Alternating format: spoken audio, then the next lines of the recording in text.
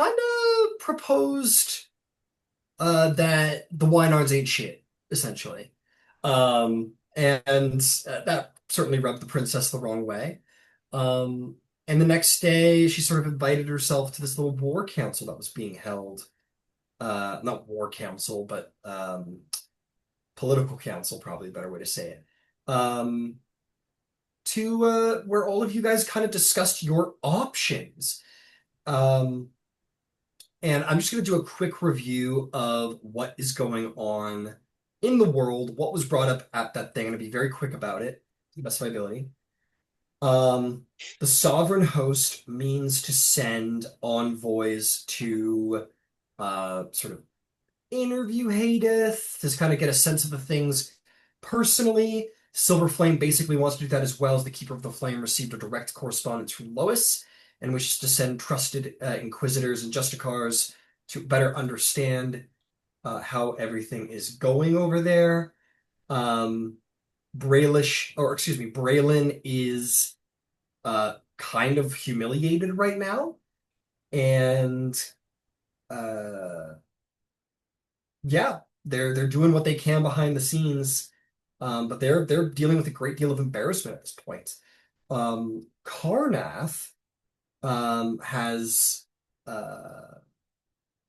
a lot of heat on Ludwig, and that's kind of that's formally demanded Haydeth's return.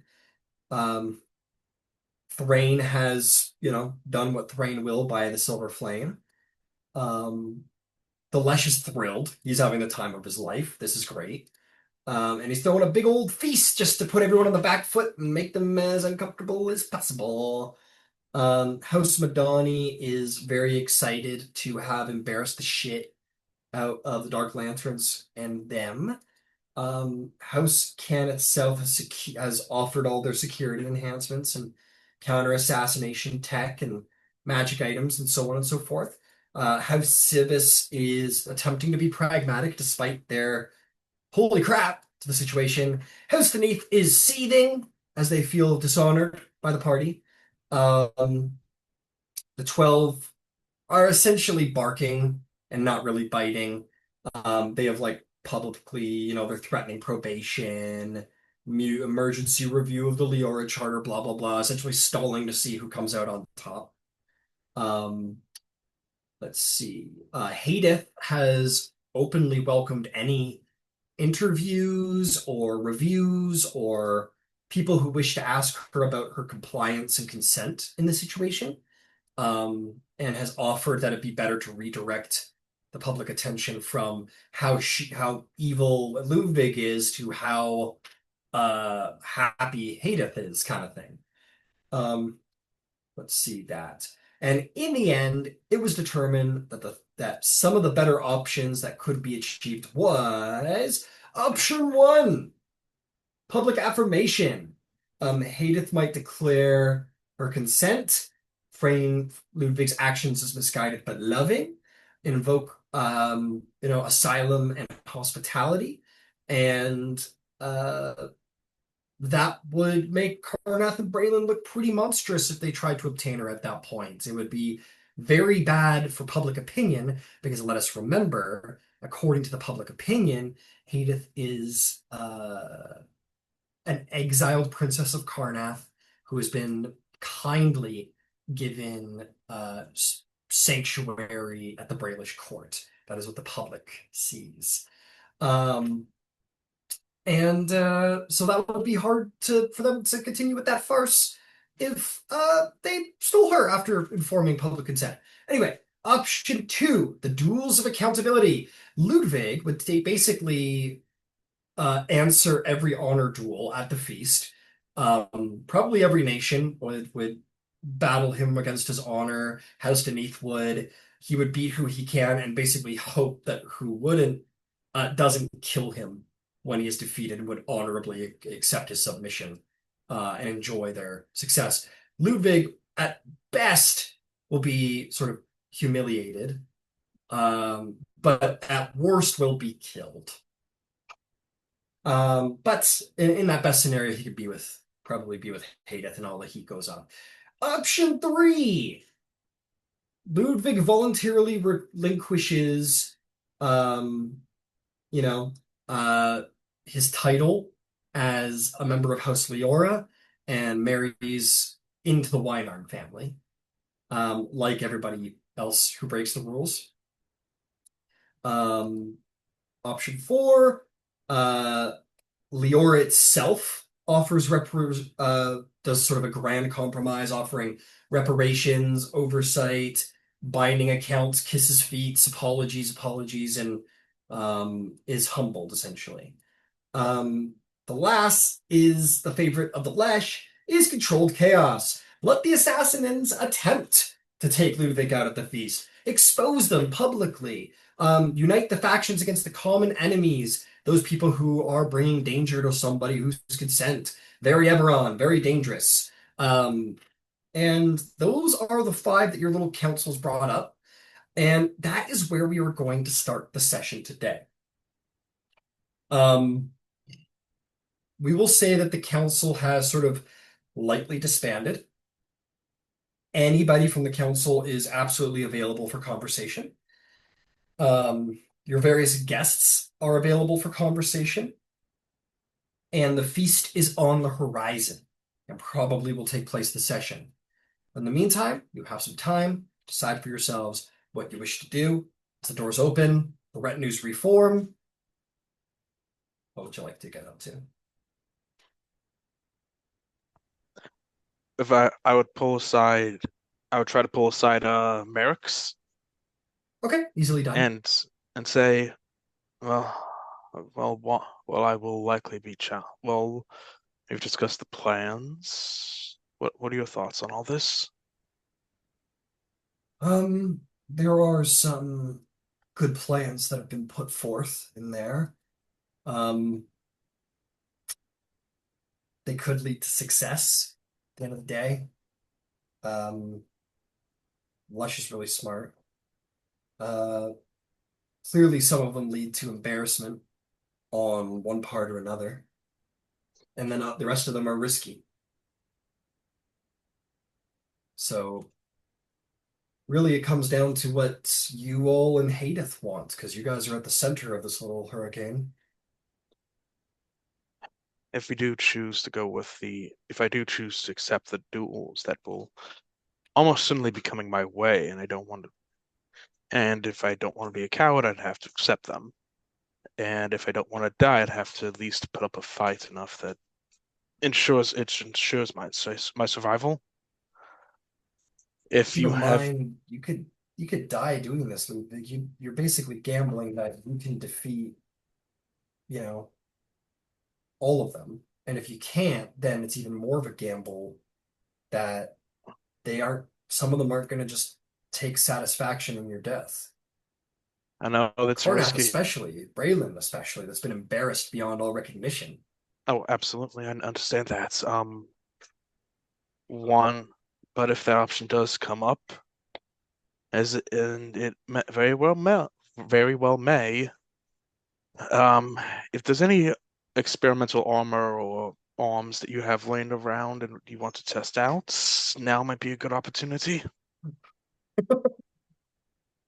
Uh, as I said, especially if you choose this duel, you can be assured that you will be well equipped by House Canvas. Thank That you. that you don't have to worry about. Thank you. And I give him a bow and head back to the others. Okay. Anyone Lois or Rowan would like to pin down to converse with in the aftermath of the council?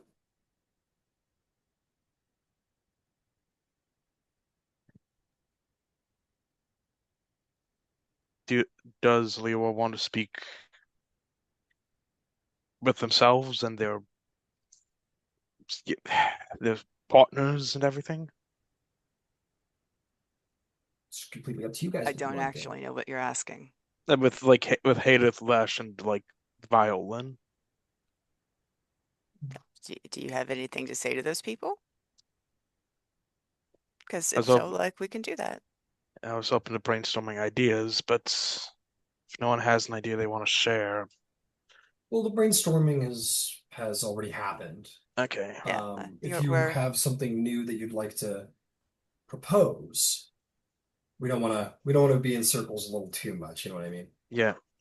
Yeah, yeah. Um, let's just try to let Haydeth speak for. I say we just let Haydeth speak for herself and try to begin walking from that angle. Other than that, I I don't know. I was hoping to use Fjarlin and Thoron to try and get them to talk to each, try and like spread good PR for us, but they've been bought out by Coneth and Breland, so we're out of luck there. Who would be present for if you're having a conversation right now, who would be present for it, just so I know who I've got to play with? Haydeth would be there. Is Todd, Yeah, um, Soren, yeah, Thoron. cool, cool. Rowan's pack of goons. So I'm gonna start calling them.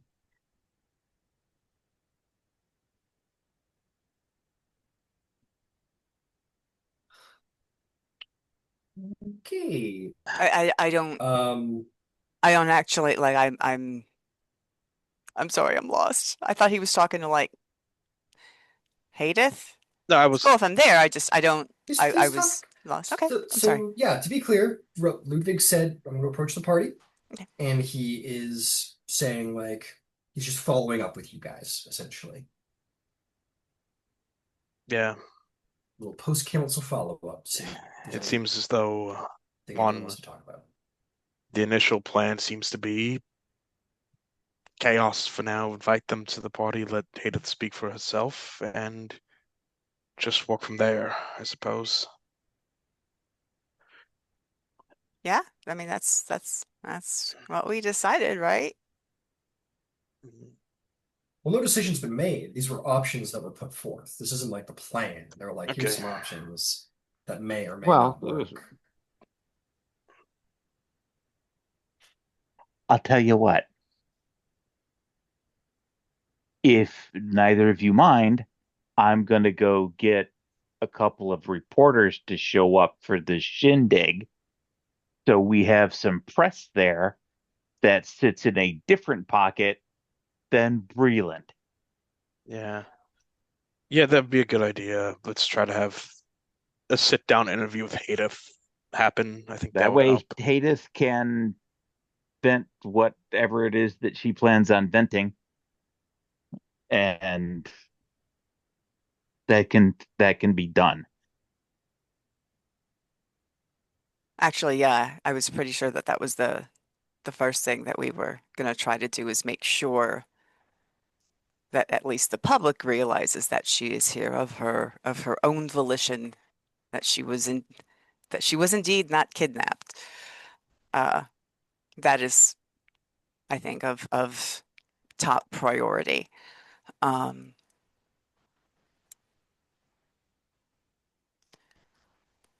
I don't actually have anything else as relates to the uh, soiree, as it were. I should have, and she'll look at Haydeth and she goes, "I've taken the liberty of designing a gown for you, unless you have another designer."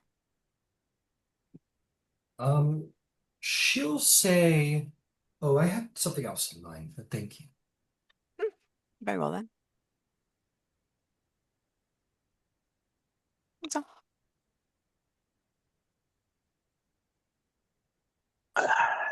Um, Haydeth, there will be, in all likelihood, two retinue coming from the Church of the Silver Flame. I firmly suspect that the Diocese of Cardinals is going to be sending their own uh, as a sideways to the ones that are actually being sent by the keeper herself.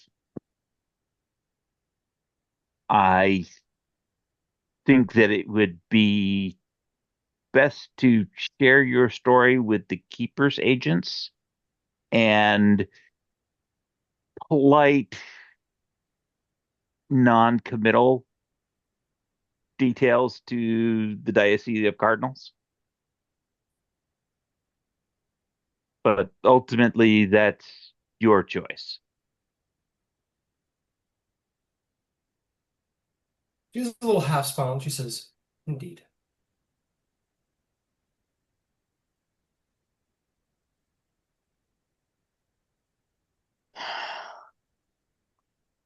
I think the last plan should the absolute last option we should consider is the dueling option. It's There isn't But you anybody look that's going to so make you good duel. when you've been bloodletted. Ain't anybody Uh, going to make you do that. no, my only problem is if I do get challenged, how exactly do I answer without looking like a coward? You um, ans.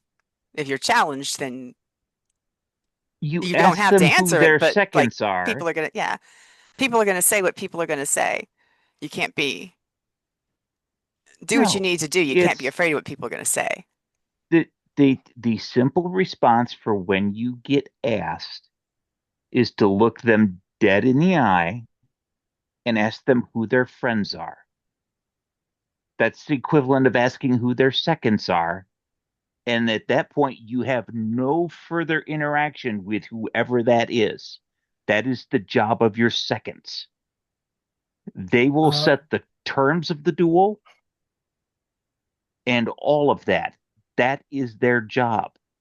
Your second's job is to keep you alive. So pick Haydeth your kind second of, carefully. Haydeth kind of, there's a little bit of a half annoyed eye roll. She looks at you, Ludwig, and says, "Unsurprisingly, you perhaps shouldn't tell those who challenge you to a duel that imply to threaten their loved ones. Simply say no, Ludwig. You will not be doing that option. I'm not going through all of this just for you to wind up dead." All right, so if someone challenges me, I just decline, just say no. I will speak to the Lesh and ensure that there is a no arms policy or something of the like. That is very, very acceptable in such regards. For that to be a no arms, no duel policy. If I may, I am absolutely positive that would be a very easy thing to arrange.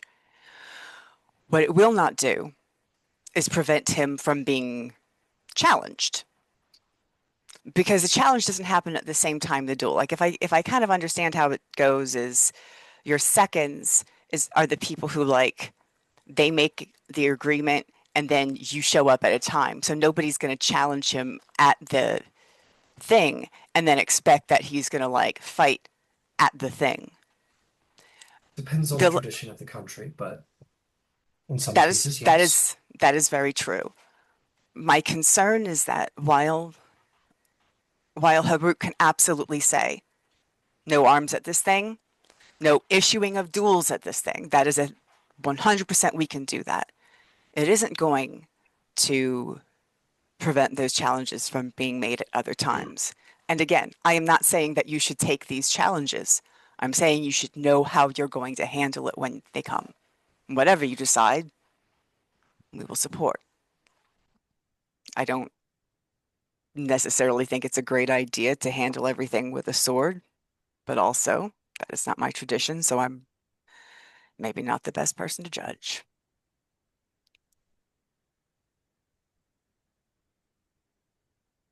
I just like to point out that I think that this will turn out to be a mighty fine shindig. Hmm.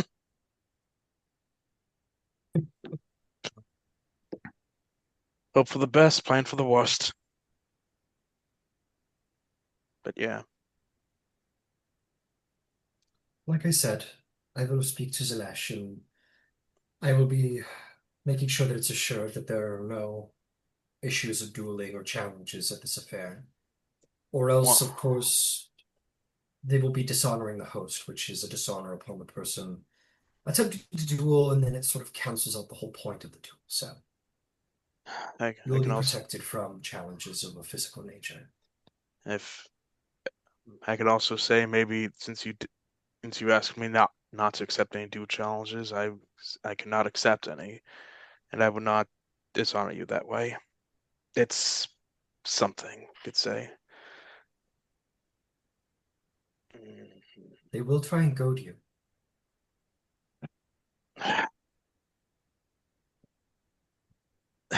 Then go ahead and goad me. I'll just stand there and take it.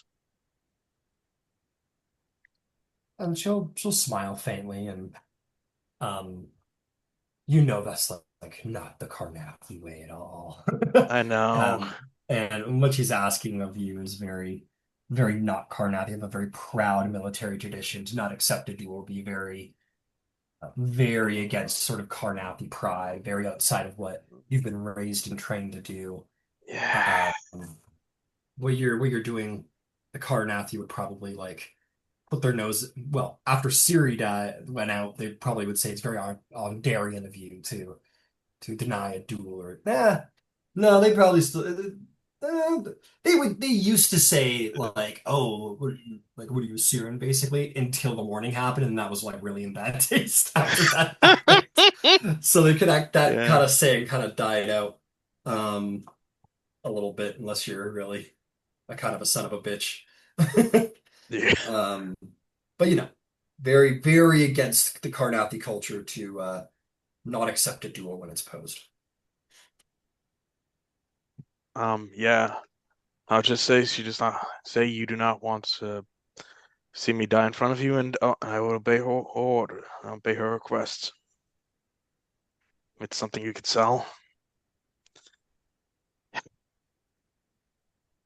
Let's hope some kind of opportunity comes out of all this. Lois, by the way.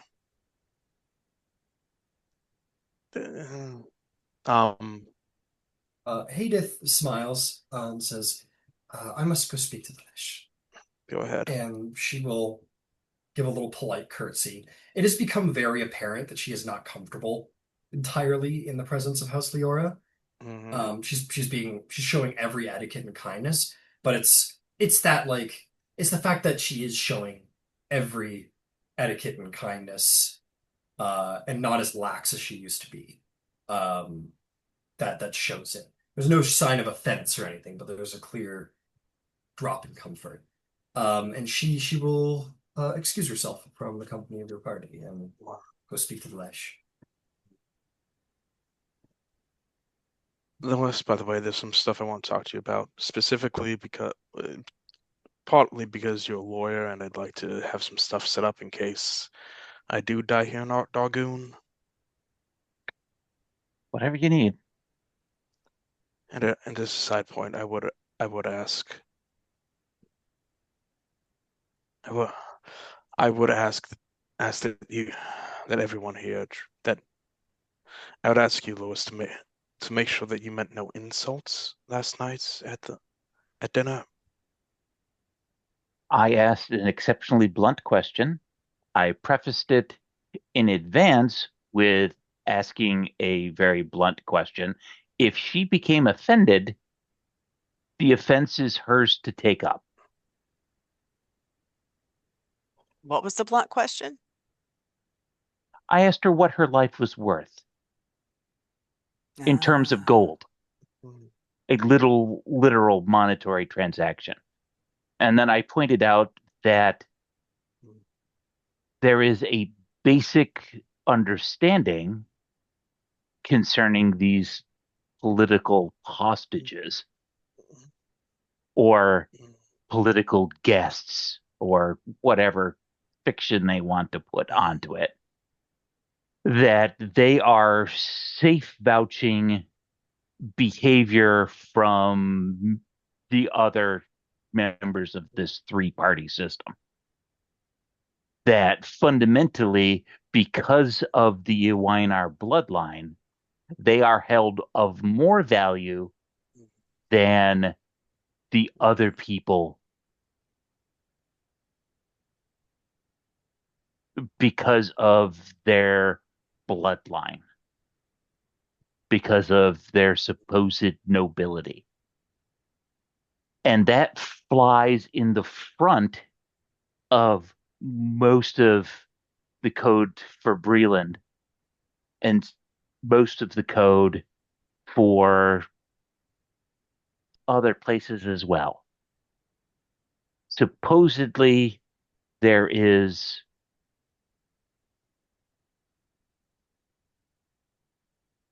some fundamental equality, but that's a fiction. And Yes, it I is. was very, very forthright in laying that out because the real alternative to all of this nonsense would have been, rather than political hostages, economic hostages, Like sanctions and stuff. a sanctions, and more importantly, a trust held weregild that for whatever the infractions that these hostages are supposed to be safeguarding, to have enough wealth from those three parties, or perhaps all 12 signatories, because the hostages only apply to three out of the 12. If there is an economic trust that can have a a multi-nation court, just like they have for war crimes, say you have been bad.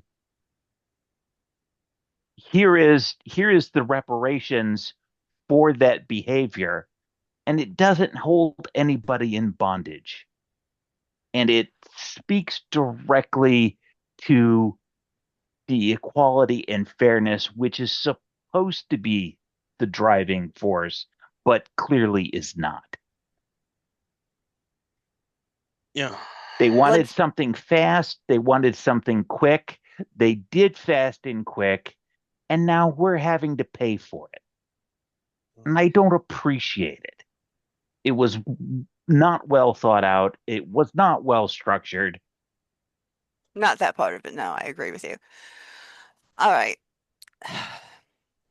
It is difficult when I think, when someone has grown up noble, or when someone has grown up with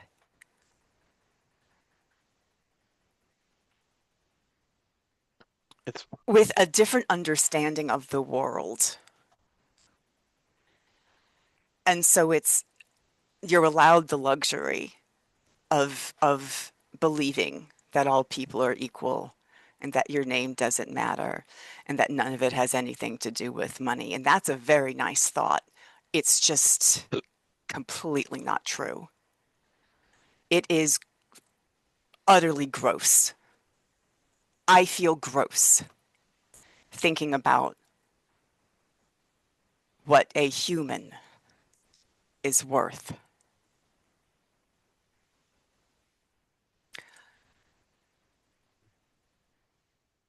I lost track of how long I spent in that cage. So I am here to tell you that every human has a price, and it's gross. I would argue that if we could get past the grossness of the argument, because nobody likes to look at the ugliness of nobody wants to look at the dark side of nobility, right? Nobody wants to look at it. But if we Well, could just my look at it for a second, this would allow something like this actually would allow, yeah, then I the sanctions the have to be heavy enough. It has, and ev- everyone has to agree to it. But yeah, Audric looks like visually disgusted by this conversation. Like not even trying to hide it. and Just Rowan will like look, yeah, I looking feel at the both same of you way. like, I feel absolutely the same way. But if we can no, you do talk, not. no. I think the fact that the princess is held in bondage is gross. But why does that work?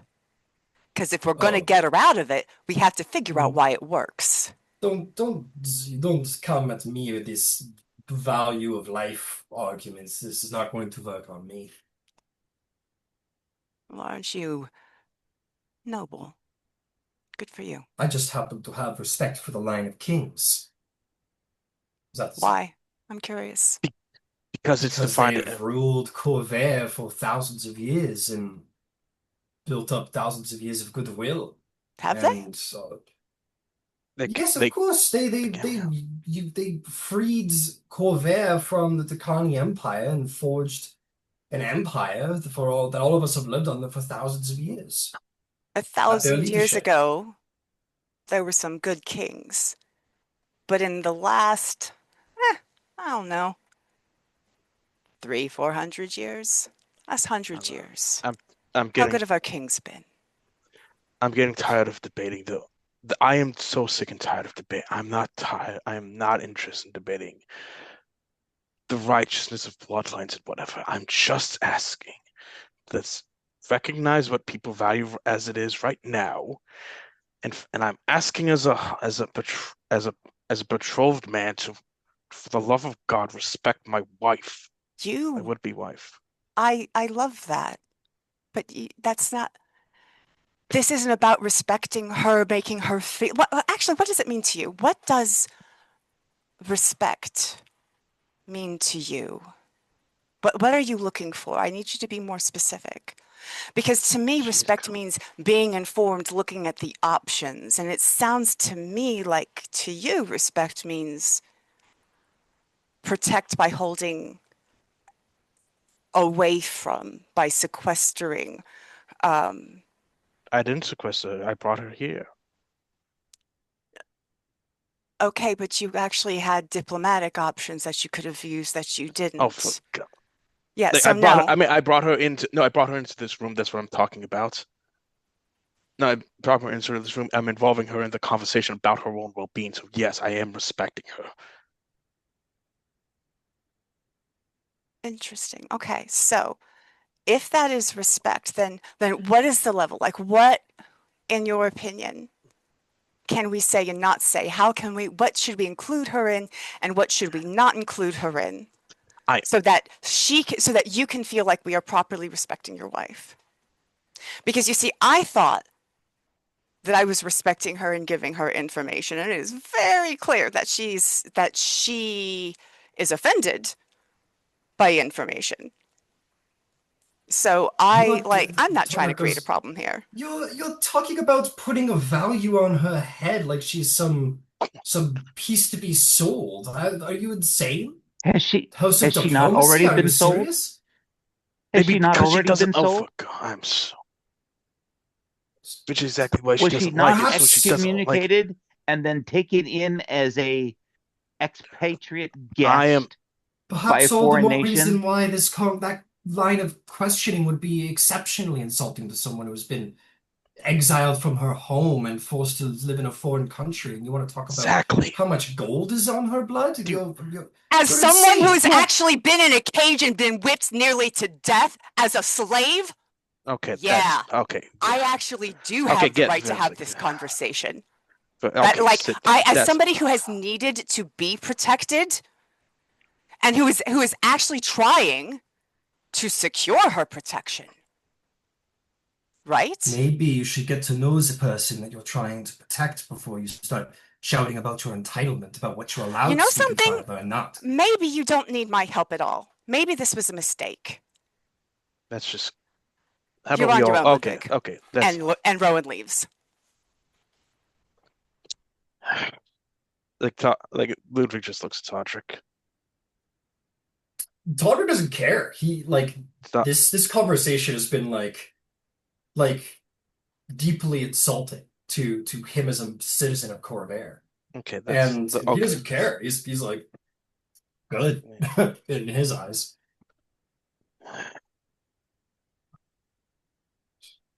Starting to see why you were so upset the other night, Todrick. Ludwig.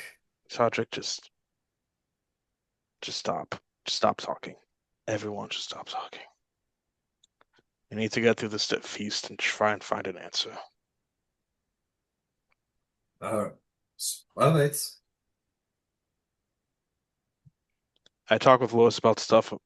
I privately talk to Lois about stuff like my last will and testament in case I die, like leaving most of my fortune to Soren. Please somebody look after him. He's given me everything. Try to keep him out of any potential trouble, official or otherwise. And I leave, and if I die, I'm leaving this my spelled pistol to the boy from Cornath up north that has the dragon walk. I'm sorry, what's his name again? uh, I know who you're talking about. It's been a minute since we saw that kid. Um, Sattler, Vedim, Yeah, Sattler. Sattler. Venom. Okay. I leave that Sattler, and I trust Rowan to know what, and I would specifically trust Rowan to know what age he's responsible enough to have it, and not shoot his finger off, his foot off, his toe off, or whatever. Okay. It'll be codified. You'll have it available to have witnessed and signed.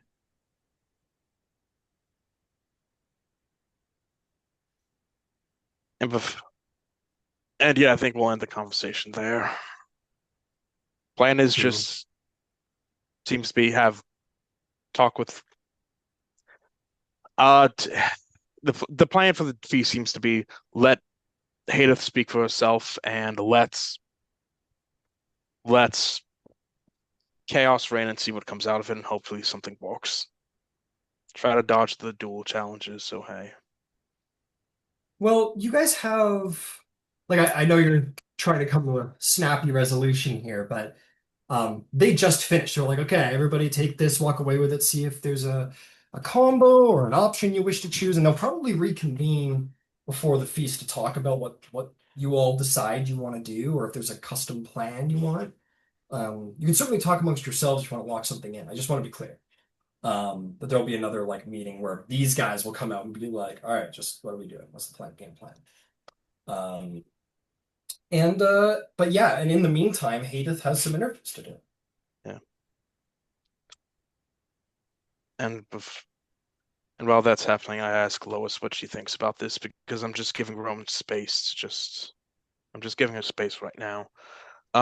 Lois, I think you're being entirely and completely unrealistic, Ludwig. And I think Hades is as well. Let's be completely and objectively clear. The purpose of the ask is not to demoralize or demean anyone. These hostages are being held as a check against bad behavior. but all I ask Now, is just let me finish, okay? There has to be a different check. If Haydeth is going to be free, if the other hostages are going to be free, there has to be a different check besides people. Because we're here people are trying to not figure out. acceptable. It has to be something they're actually willing to agree to, and first of all, this has to be something they're willing to agree to, and they're just not going to put a price on a Wynon's life, at least a monetary one. They're just not. And two, No, but ex they're willing to put your Weinarn's life as chattel against bad behavior. That's what they're doing. The kings and those folks have already put a value onto it. They've effectively put a value onto it. They said this thing, whether whatever that was, whether it be Dark Lanterns spying in Karnath or inquisitors from Thrain operating in Breland, whatever those bad behaviors were, those people's lives are have chattel significant value to checkmark against that bad behavior. The Yeah. only reason for asking the economic question is nobility So what? doesn't No. see any other coin. So what is? So what? Lois, so what? So how are you going to get them to do it by accepting them this insane deal just by turning over all of nobility? What's the plan here? They're not gonna agree to it. They absolutely will agree to it if it is something that gives additional stability to all 12 of the signatory And, nations. and so you want to construct this whole thing together? That's our future. That's our job. In the That's future, what we're aiming we for. don't have the resources to do something like this like that right now. We just need to get. Yes, we do. If not us, who? If not when? If not now, when? When we have the ability and the credit and the social capacity and the resources to actually do it. And we don't right now. We are on our back foot. We are in the corner. And you want to turn over the entire way Swing. people understand. Swing. That's what I want, Ludwig. If you That's are not backed effective. into a corner with a man with a sword in front of you, what the hell are you going to do? What did you do in the war, Ludwig? Did you drop I to your knees in power survived. or did you swing? Feels like with what? We don't have a weapon at all. We barely have Fucking, anything. you're What going do? to We set marry the everything. goddamn weapon. You Feels like, village idiot. oh, come on. I'm pleased. Todrick Okay, pushes by you, Ludwig, and no, he no, no. and Todrick, yeah, I take you Todrick. grab him. He I toss looks it. like You he's gonna stay out like the room. kick Lois in the face, and Todrick, you stay out like the room. grab him. Soren, keep him out the room. Keep He everyone goes, else out of the "What the room. fuck would you fucking know about fighting in a war? You Okay, civis everyone. I slam the door. haunted some," and like you pulling you back, and yeah, I tell he's Soren, don't yelling let and anyone screaming else at her. out. I pulled you aside to ask two other things. What two other things? One, just consider if you want people to win someone to your side, you don't just create a a long this 500-page essay about why you're right. You right. You also need to consider people's how they feel about it, and they feel about it. And I'm asking you to consider my wife's feelings. If my soon-to-be wife's feelings, I don't think that, and since we're supposed to be viceroys together, would I don't consider that such a large ask. And second of all, what do you consider about the possibility of, and she has proposed this, of, and Haydeth has proposed this quietly about possibly her going back to Breland at least for some time to buy us breathing room. You know, Ludwig,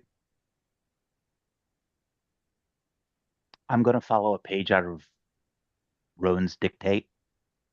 I'm done.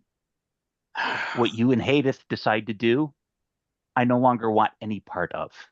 When you two have decided what actions that you want to take and what direction that you're willing to commit to, let me know. I will endeavor to do what I can to help you. But I have offered my insight and I keep getting the same argument and the same questions. And I don't see where you can mentally grasp what it is that I'm putting forth. I understand what you're putting forward. And I just don't think we have a method we're to get done. there. And Lois will turn and walk out of the room.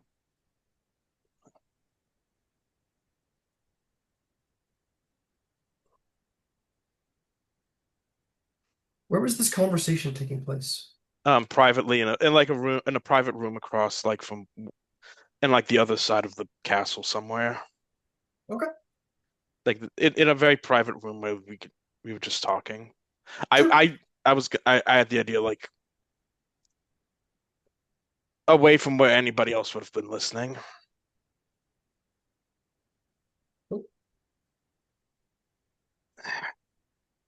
Okay. What happens next? Well, for Lois, she's going to prep a last will per uh, Ludwig's request. She's going to uh, do a couple of sendings to get the reporters from the Chronicle to do the interviews with Haydeth. And once I know how many they're sending, probably a couple, make sure that they get invites to the chaos laden soiree.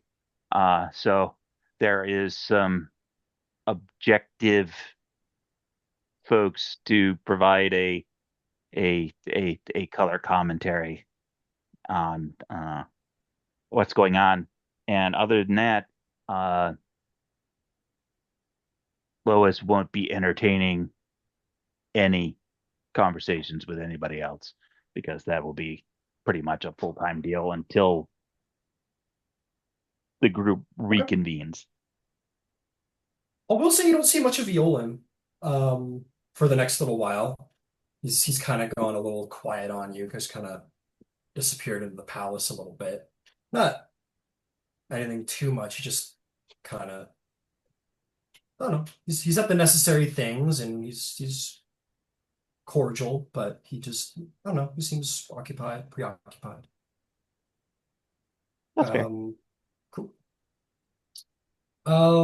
Anything from Ludwig Rowen?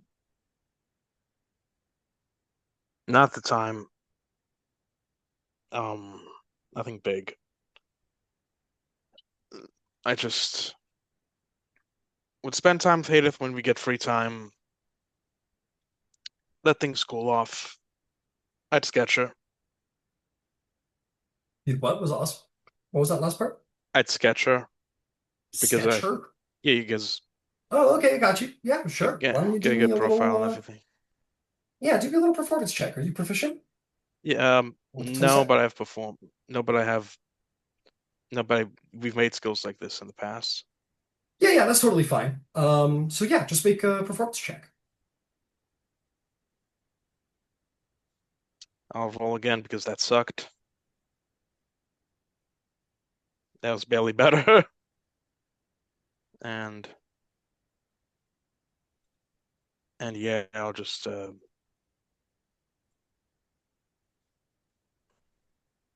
add these together. So yeah, 14. 14. Yeah, wait. Oh, yeah. Sorry. 14, 14's good. You draw like it's not embarrassing a portrait. Like it's well enough portrait. You could look at it and be like, yeah, that's Haydeth. There's certainly no grand expertise to it. It's definitely like amateur work, but it's nice. It's good. And I give that it and betrays her. I give that to her. Okay, And I you give it and I to say her.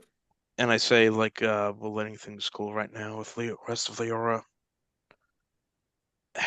I understand I understand we butt heads a lot, but we wouldn't be together right now if it wasn't for them. And I've had my disagreements in the past, certainly, but I would vouch they've had my back, and yeah, like I said, we've been the reason we're even standing in the same room right now, and I do appreciate their efforts. They're the best allies we have, I agree. and I just give her a hug. I'm, she says, I'm sorry that they are frustrating to deal with for you. Oh no, they'd say the same. They'd say the same of me, I'm sure, and they're probably right. Well, that's That's how it is sometimes with people, I suppose. I'll speak with them later. It's before the feast. Well, maybe I could go speak with them and see if I can't smooth things over. If things have gotten tense between you and them, maybe you should let them cool down and I Yeah, can see what I can do to try and mend bridges. let's all just try and see things from other people's perspectives, okay? And just validate where they're coming from. I I know Yeah, how to speak to people who are not always agreeable. I love that about you. That's I speak to you plenty. yeah. She kind of winks at you. Oh, Um, worse than any assassin's blade. That hurts. uh, she kind of pats your cheek. She says, "You're lucky that you have a nice jawbone." Yeah, I do. I'm very lucky. I give her a kiss. Um, yeah, you give her a little kiss. And yeah, she'll go head off to go do that. Um, Todrick has been pretty red-faced since that last conversation. He's kind of like just following you around now, but it's that very You, like he's not a diplomat. He's a warrior it, and he's a patriot and that, he's very much got that like he's coming down from like his like he is and he's got a handle on it, but he's like coming down off of his heat, you know. want to train together? Go off. So, sure, sure, why not? We grab some practice swords. Yeah, and he'll train with you and interacting with you kind of chills him out and you do a little sparring. He doesn't like let loose on you. Like that's not how he cools down, but like you guys hang out. You have some time Hmm. together as like buddies and talks to you about the war and like the What good home life, parts and what home's life is like, that kind of yeah, thing. he's like I got to say I like this war a lot better than peace these last 2 years have been. Very depressing and boring. Speak for yourself. I guess they're getting more interesting these days. Hmm.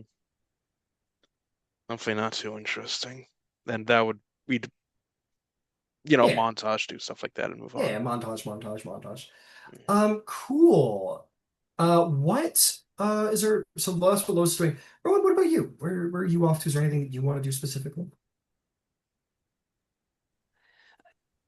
Yeah. While Loisana is doing that, she's going to busy herself with uh, anything concerning the land trust or the move, anything concerning logistics, whatever she can do to aid in that. She is still the Lahesh's personal emissary, and so she should certainly be able to work with people from New Syri in that regard, wearing that hat. New Siren? Aren't they the ones who are moving to Dargoon? The Yeah. land trust and all that? Like, so I don't know if there's legal paperwork or things that need to be addressed, and I'm not actually looking to role play it. I'm just saying like Yeah. that is house legitimate House Leora business that she would immerse herself in to be productive. Okay, cool. There's no land trust. I mean, you talked about land trust in theory with like you never. I don't think you've brought it up with the Lesh before, Yes. and the deal. So you could work on it behind the scenes to present it to him, um, if you want. Okay. And as for the like the big plan that you guys had, you Lois had handed that off to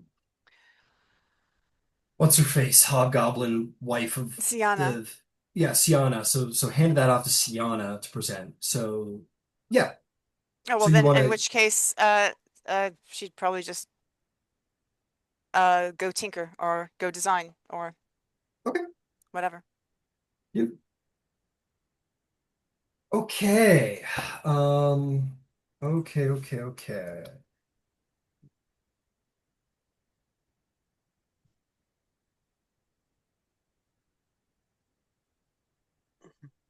Okay, give me a second.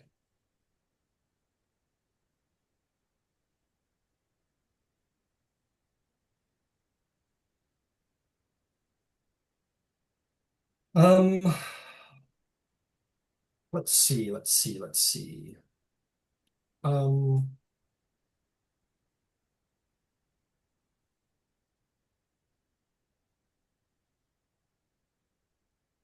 I shall start with you, Rowan.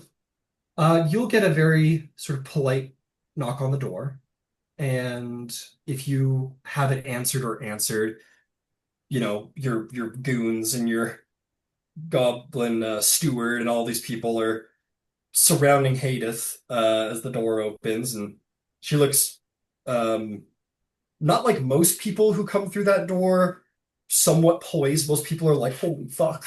Um, as all of these bodyguards are there, but she seems relatively poised. And she will say, "May we speak?" And Rowan will politely nod and like make a show of putting things aside and giving her full attention. She'll come in and look around the room. What's the room look like? Why don't you tell us a little about the room? What is Rowan's room here look like? So I kind of see her being in uh, the place where she tinkers. So it is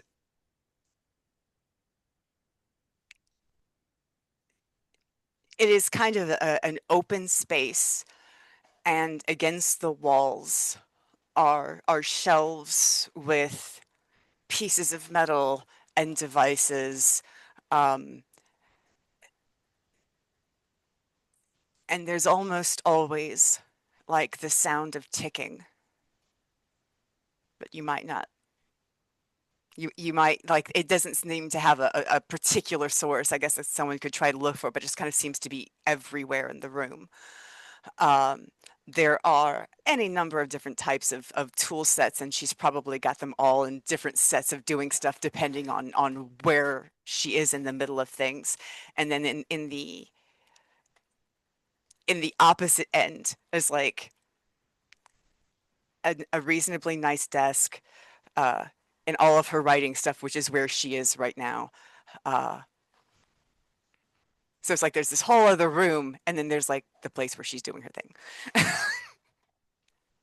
Yeah, absolutely. And she looks around the room. She's a very dry individual. But the room seems to bring her a little bit of like kind of ease. You get the sense this isn't a person who gets to see like a person's truth a lot.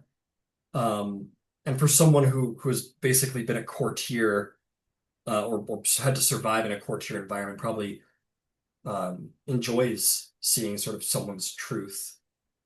And she'll just kind of do the thing that people do, where she'll kind of like she won't touch anything, but she'll kind of like go around and sort of with genuine interest observe the room. She'll say, "Yes, you were with House Canis before the Golden Dragon incident, if I'm not mistaken." Yeah, I didn't I didn't like grow up dragon marked or anything. That happened uh because of the mourning and all, but even before I was marked, like my mom and dad, they were common, but it was part of the fabricators guild.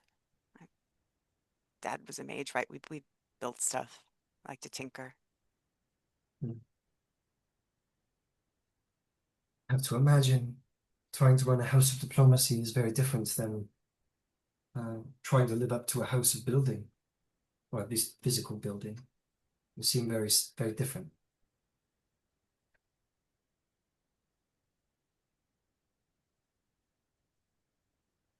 I have no experience with House Cannith. I don't No?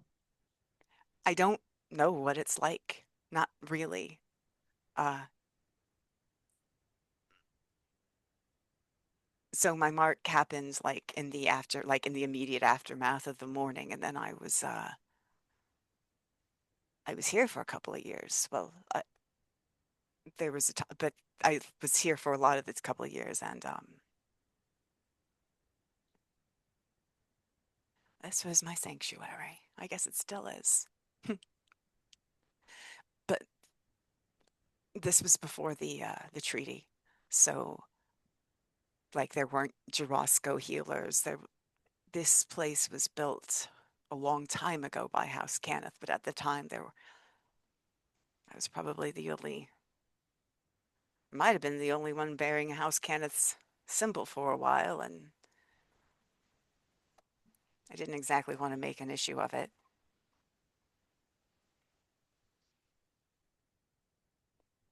I I kind of didn't get to be like a Cannith until I went to Fairhaven, and I was in school. Like I was getting my degree. I was planning a whole bunch of other things, but that wasn't House Cannith either. Like I'm not noble. But you have a dragon mark. I must admit there are times that I wondered what it would be like to have a dragon mark. Is it just magical power, or is there something more intuitive to having one, do you think? I can't imagine it's anything different than being a princess. You have power Hmm. that you didn't ask for. It has limits, but it's palpable. I imagine being a princess as it shapes how you think. I don't know that the mark of diplomacy has shaped how I think. Clearly, I'm not very good at it. But I'm always doing things with my hands. Now, it is weird to find a Cannith that's a tailor, but That was a new one, I must admit. there was a method to my madness. And she's going to take out a very intricate, from behind her desk, piece of origami that looks like it's nothing, but then it expands in 3 different dimensions. This doesn't look like much of anything. It's just a toy, right? But there are certain fibers, um, like alpaca. See, their hairs are hollow, so they're springier. So you can take something and then you can make it so small, but then it grows. So if you think of children that don't have a lot of money, right? Well, children grow a lot and clothes can be expensive. But certain kinds of fibers, they can be grown in poor environments and harvested in a way that just the whole process doesn't have a whole lot of waste.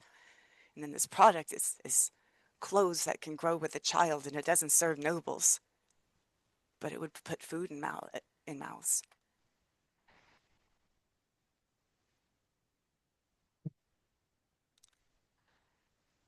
They're very smart.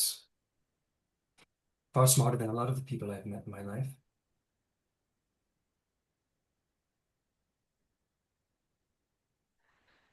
I met Merrick's, he is pretty smart.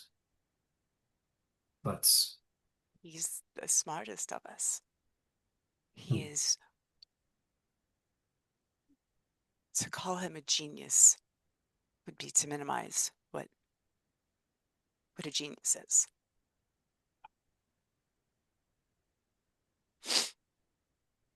I'm you sorry, I admire didn't him. mean. Oh, okay. You admire the Baron. Merrick's. You don't think there's something extra between you two? She kind of gives like No, a yeah, you can tell she's just, you know, laying it on. no. Uh, No, no, you could if have for no more. other reason than he is so much smarter than I am. He is a thing that I think of as something that seems new and novel is something that he thought of 20 years ago.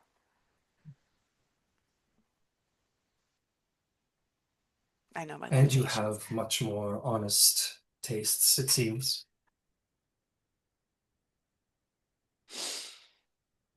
Not easy to have honest tastes.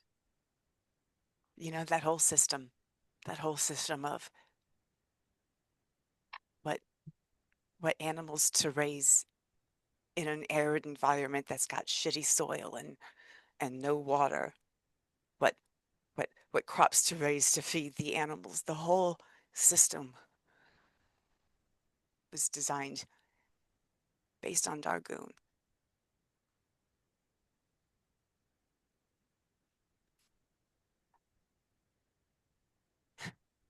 Spent 2 years trying to get back here. It did not happen the way I planned. Hmm. Unusual. That's, I mean, I've read the article. Who hadn't read the article about your trials here? It's, I must admit, surprising that you wish to return here fondly. The trials happened out in the hinterlands before it was his. Hmm. I guess in some small ways I can relate. I admit, with everything that is going on, I find myself thinking of King Boreal's court, and it was nice there. It had its charms.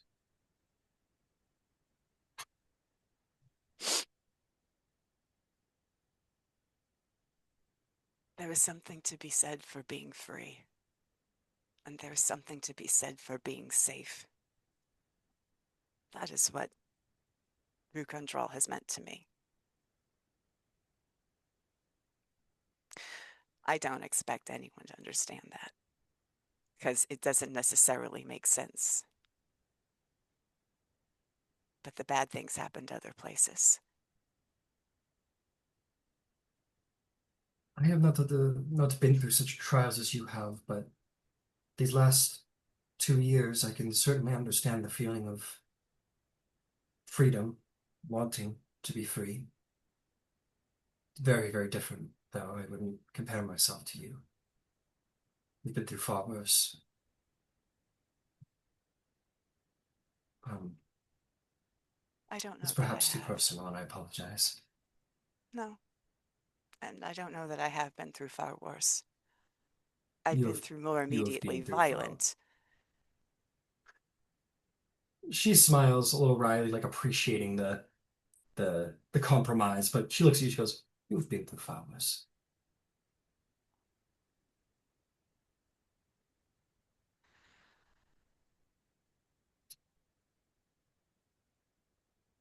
I want to explain why I told you what I told you, because I don't think you understand the why. But I think if I explain it, maybe you'll still be upset or uneasy, but you'll know the reason, and maybe it'll give you some insight into me. There are certain weapons you can only there's certain weapons that could only be wielded by people like you and me. And only under certain conditions. So I want you, and I'm sorry, this is icky, but let's say we get through all of this and everything is wonderful, and you and Ludvig have this wonderful marriage, and you get pregnant, because that is a thing that is supposed to happen. And pregnant people are hormonal. Now, let's also say in this case that you didn't know anything about the sable tongue. And someone comes to you when you are vulnerable with verifiable proof that we knew and didn't tell you. In the best case scenario, it causes you pain when you thought you'd already been through it. But something like that in the hands of a skilled manipulator could actually be used to drive a wedge between you and Ludwig. That information is out there, but only by a select few. But now, if something like that were to happen, the weapon is yours. And you can choose to chop their dick off after they've whipped it on the table, or you could choose to play into it and get information. And maybe it never happens, but I would rather cause you a little bit of hurt in the controlled environment where I can tell you that before all of it happened, there had been a discussion from Ludwig where he very deeply professed his feelings for you and strategized, not in a, oh gee, I love her, my heart beats, but in a meaningful way of how to capture your hands. So I don't think it matters. But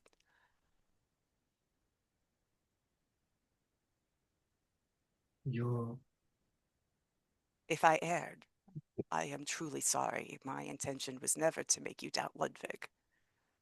My intention was to make sure nobody could use that information to manipulate you at another time. I do apologize if I overstepped, Princess.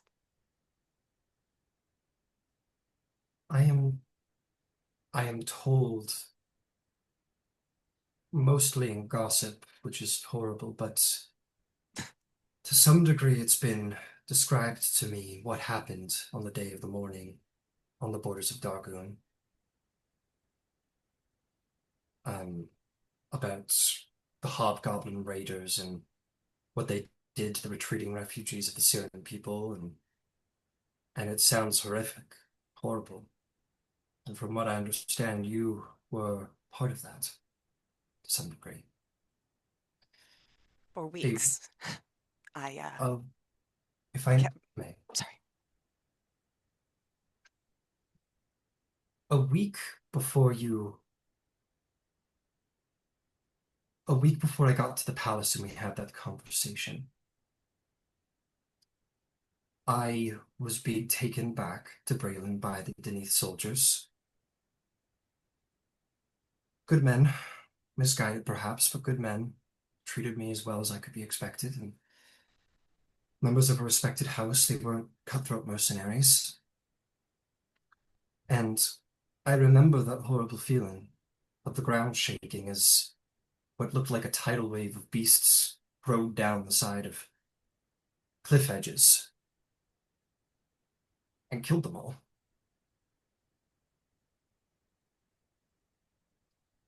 That I never fought in the war. I'd never seen that. That I'm still reeling from it, though maybe I put on a brave face.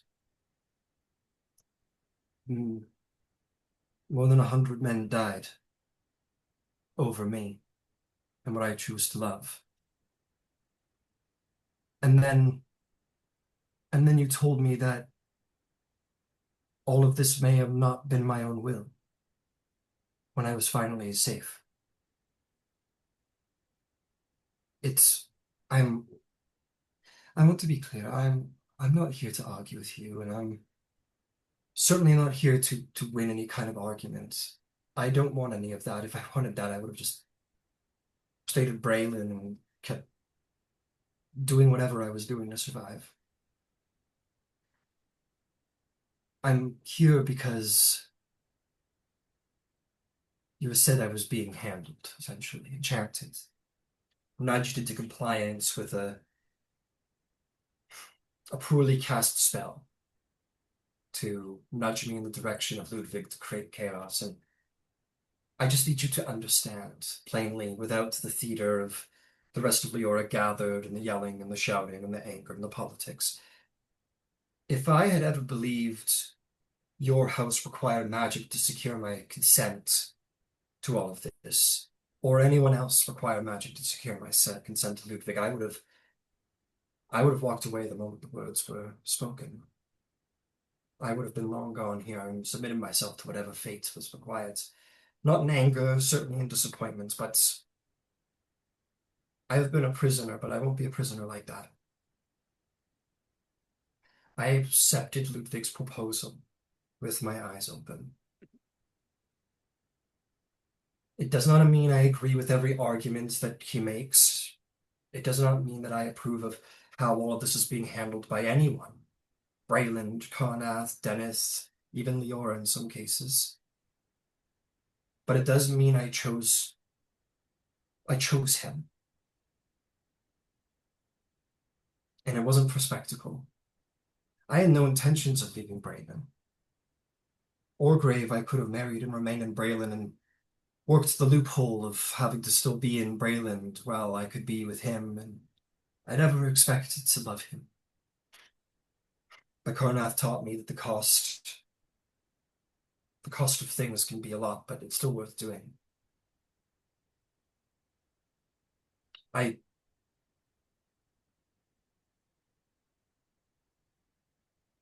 I don't think you like to be criticized, and I respect that. I don't like to be criticized either. And most leaders don't, and that usually means that they're probably a good one. But for all, I just need you to know I wasn't coerced. And I didn't think that you accepting him was coerced at all. magically or otherwise. That was not what I thought the coercion was. And I am truly sorry if that is what I conveyed. Like I But it say, I'm doesn't not here matter. to argue. It doesn't matter, and Yes, I do apologize for having upset you unnecessarily. It was not my thank you. intention.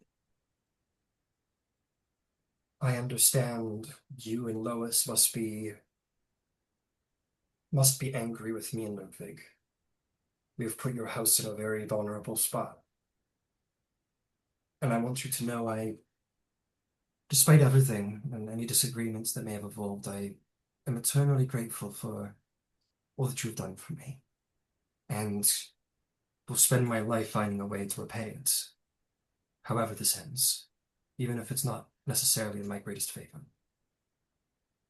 For what that's worth.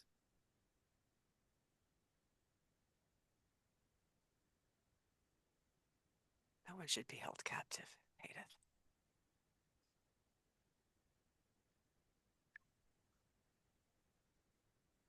I was going to try to get you out even if none of this had happened. So, I Things got out of hand very quickly when that last night.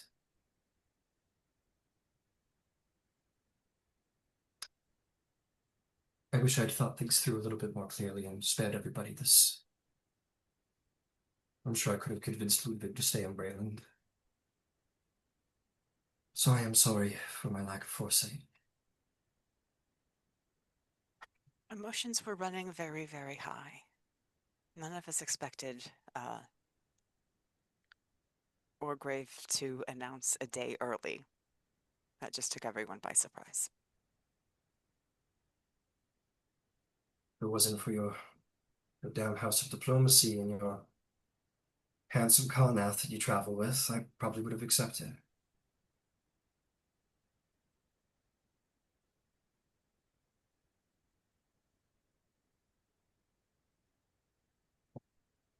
I understood that you withdrew support from me and Ludwig, and I just want you to know that I respect whatever your decision is, and certainly will not chase it if that is your decision.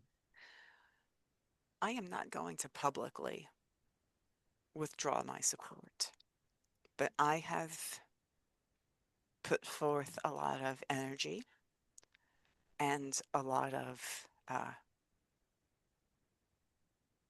resources to assisting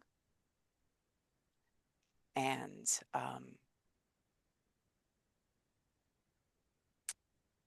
through no fault of your own, unfortunately,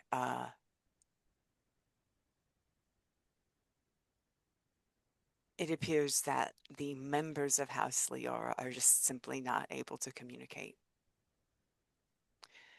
So I am not going to stand in the way. I believe you should be a free woman and that you should be able to marry whomever you want. I am not going to speak ill of you or of Ludwig.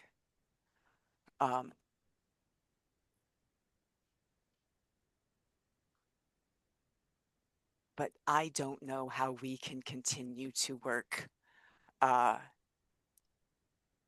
Right now, the only thing House Leora is doing, the only thing we can do is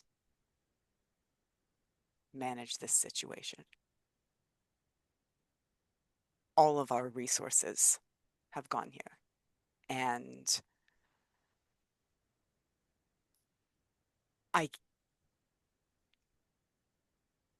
we may be small, but I still have to I still have to do other things.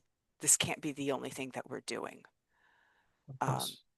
So it is at this point just easier to let you and Ludwig make the decisions, and Lahesh and I will support you as best we can.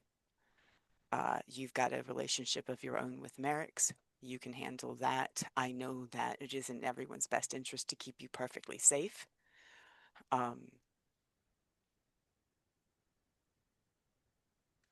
But I am no longer in a position where I feel comfortable negotiating because I don't feel like I'm being very successful at it.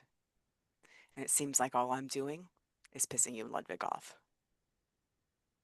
So it's probably better for me to do nothing and support than for me to get in the middle of it and just continue to make matters worse. Well, I'm sorry that you feel that way. And I want you to know that I think you've been doing an excellent job. For, again, what little that's worth, I don't sit in on a lot of the meetings, but, well, I don't imagine we could be here without you. So, for what you have done, thank you. And if you would continue to aid us, I would personally be very, very grateful. But I respect your choice. Haydeth, I'll do what I can. But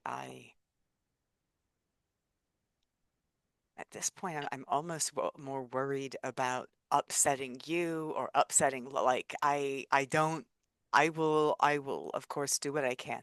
But thank you. I'm glad I have tried.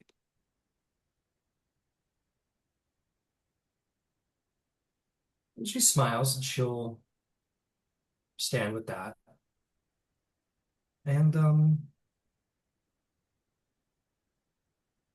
I think just pay you like a sort of polite courtesy, I guess. Um, and just like with a look of like somebody who is like not over with you or done with you or what have you. I'm sure a lot of people would be appreciative of the stance that you had just taken, which is like you can use what resources we've afforded you and like you're good, like you don't need me kind of thing. Um, Very much the look of someone who doesn't think that that's all you are, is a connection for resources and has appreciated your help and support, and would very much like you to be there. Um, just all of that is kind of said in the small kindness of her face. Um, and we'll just sort of respect your privacy and your space, and we'll say, well, I hope we can speak again soon. Like that, thank you. And she'll leave your room and leave you to your space. And she'll probably stand up and just start tinkering because I don't think she can ride anymore right now. Yeah, fair enough. Okay. Anything else from anybody?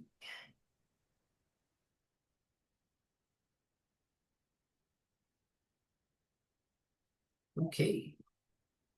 Yep. Lois. Nothing here. I was just preemptively holding on to the mic swing arm. Oh, gotcha. I understand. Um, okay. I'm sure Haydeth is going to get to wanting to speak to you as well, Lois. I'm going to give that a moment to breathe. Um, cool. So I guess we'll like expedite some things that happen. There's some letter signing and some tinkering and some winding down that happens. And then some people are going to arrive, which I guess are on one hand, Quick thing. I'm so sorry. yeah, yeah. Quick thing. I we don't need to roleplay this. I just write a letter of encouragement to Venom if, in case I die, that I hand off to Lois. Just Okay. hold on to this in case. Oh, your will as you've directed it is being not delivered by Lois. Oh, It'll be one of the Flesh's okay, guards, manservants, whomever, because Lois has zero intention of seeing you. okay, okay, okay. I'll hold on to it for now. I'll just tell someone about it. Yeah. Um, cool. Um, yeah. Anyway, so let's see here. What was Sorry, I'm going to just do something really quick. It's okay.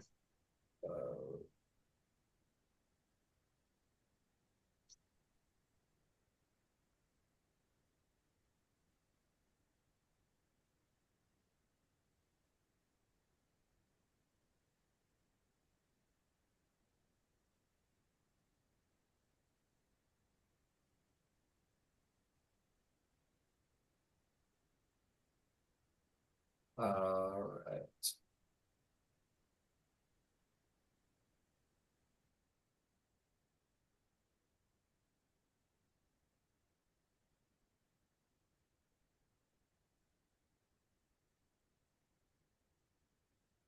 One second more.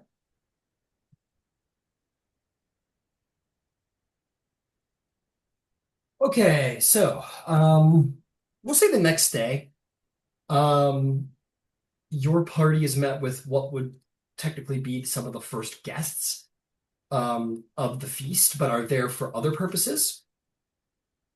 There are going to be uh, two different detachments. Oh, where are they? Ah, here we are. The first of which is a cadre from Thrain and the Silver Flame. Um, as Ludvig and Lois have sort of separated themselves, it would be you who has summoned Ludvig to speak with them. Um, you kind of find yourself at the head diplomat role all of a sudden. You would be met with um, Templar Justicar Melisse Varen, who is as every bit a white and silver clad, like holy paladin. Their armor holds no ornamentation except for the various honors and signets of like authority that would be expected for her to wear. So there would probably be like a shoulder shield, which is usually used by cavalrymen for jousts, but it's has like sort of a symbol that marks her as a Justicar. She probably has like war honors on her pauldron. Um, she might have like the symbol of the Justicar on her greaves. She's probably wearing a tabard of the Silver Flame. So anything there is very like because it shows status as required by my order. But otherwise, there's no ornamentation, there's no sense of personality. Um, she is bald and scarred. She's clearly a veteran.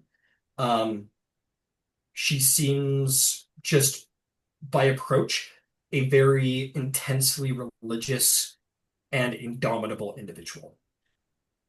Standing at her side, in similar white silver gear, much younger, but every bit as severe, is Inquisitor Seraphine de Thran, who is clearly a cleric, um, and is dressed in the clerical robes of the Thrain's Inquisition of the Silver Flame. Very religiously important people. Um, Not someone you usually want knocking on your door. Either one of them. You approach them, and let's see here. The Justicar seems to be more or less is very much scanning around, like looking at the environment, taking in the room. The Inquisitor is, though intense, is very soft-spoken, but addresses you and seems to be the primary speaker between the two of them. She says, Ludvig de Leora, Viceroy of House Leora. Thank you for inviting us to meet with the Princess of Karnath. Thank you. Welcome. Thank you for coming. Welcome to Darkoon. I see. Like, feels like Ryan, was she also above table? Was she also invited down, or? Sure, why not? So the Princess Haydeth approaches, in which case, I will say that both of them see you, and you might introduce yourself. But it's very much like you realize they were more like assessing you, like taking an insight on you just from your apparel and the way you speak, but then immediately address Haydeth first. And the Inquisitor says, Princess Haydeth Irmainon of Karnath, a pleasure. You are being treated well here, I expect? She says, yes, yes, very well indeed. She says, may you please take us to your quarters? We'd like to observe this meeting within your personal quarters. The Justicar says, me and the Viceroy will catch up.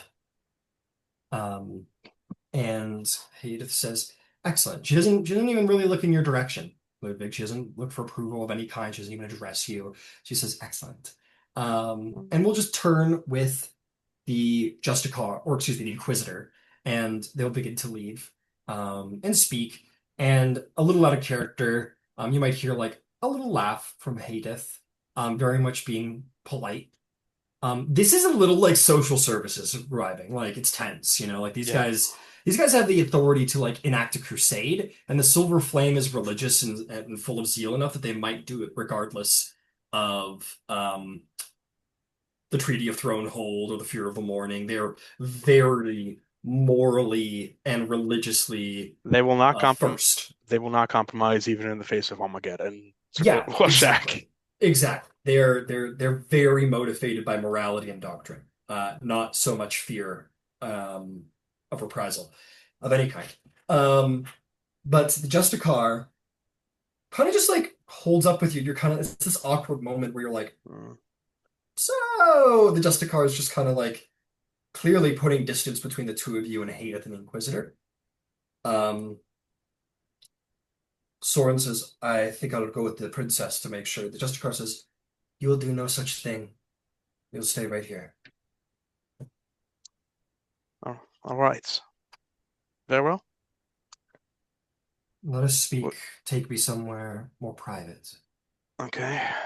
I'll take her to somewhere private, in a private meeting room or spare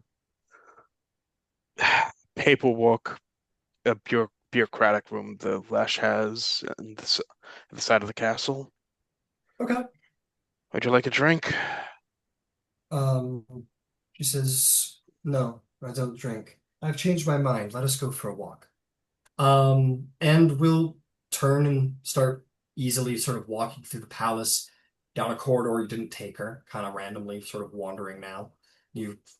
Okay, follow after the Justicar. And she says, is the rumors I've heard true of your engagement? Yeah, I propose to Princess Haydeth and new sire, and I'm happy, and I can say that she did accept it.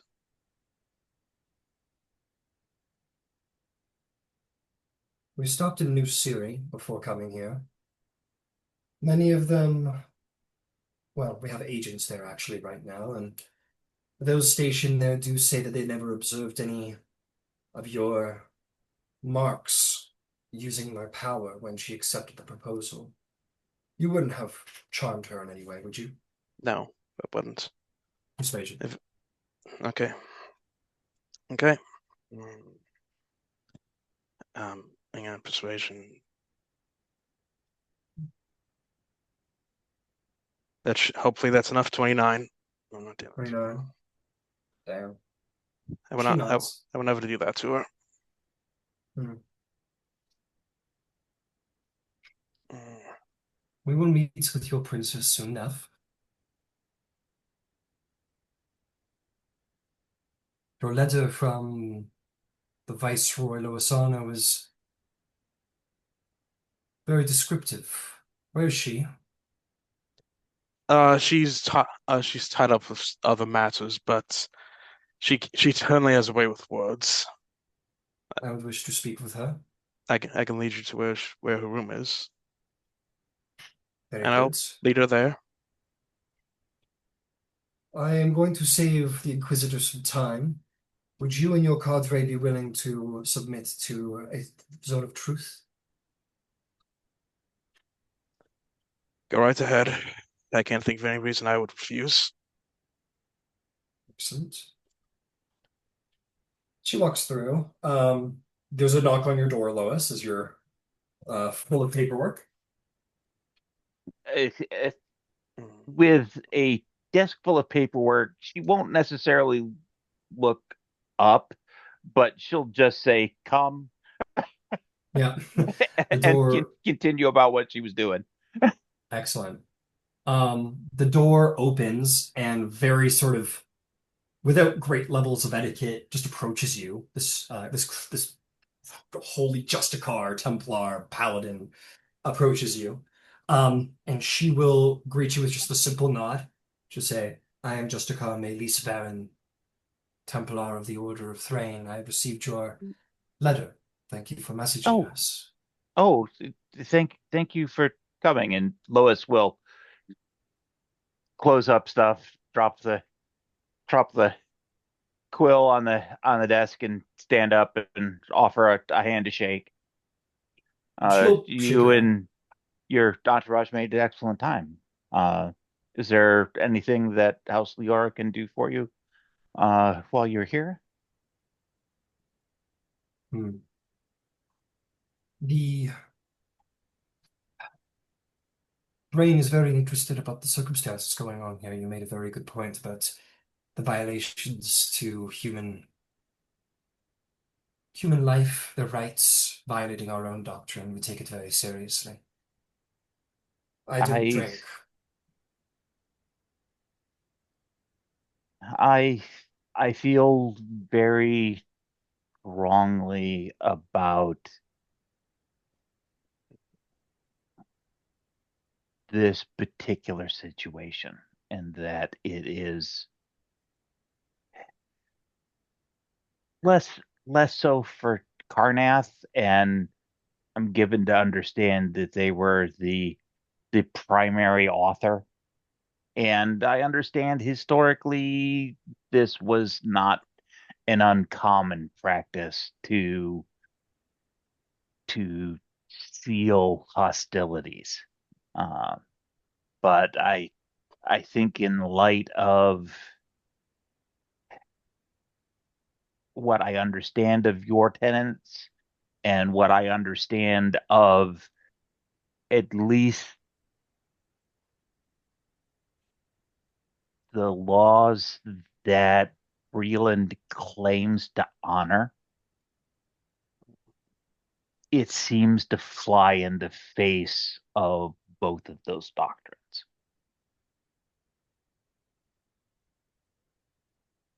You would be right. The Keeper of the Flame takes this matter very seriously. I will not disclose Thrain politics here, but I am interested in yours. Would you be willing to submit to a zone of truth? By all means. Would you wish to conduct this privately, or should your companion as cadre be included? Whichever is going to bring you the most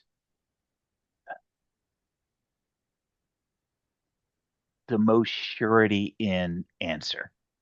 I have nothing to hide, but whichever situation is going to afford you the most surety of intent. Understand that we do not suspect you, especially personally, Viceroy Loisana, but we do take this matter somewhat seriously and would do our due diligence, so no one can deny our investigation. Absolutely. I encourage all due diligence. She'll turn back to you, Ludwig, and she says, "You may go find the Inquisitor in wherever you would consider the princess's personal quarters. I shall be there shortly." I will go find her.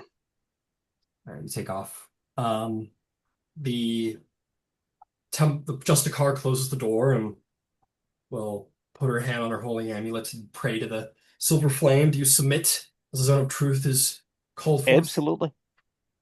Um, Excellent. She says, I will not waste any of your time. That seems to be quite valuable, Viceroy. Let's keep things simple. Is the messages and the contents within your letter true and authentic to the situation at hand? Yes. Is any violation to the princess's free will and consent been violated by your house as far as you know? No. What about the other way There around? there was an attempt by someone to violate the will of Ludwig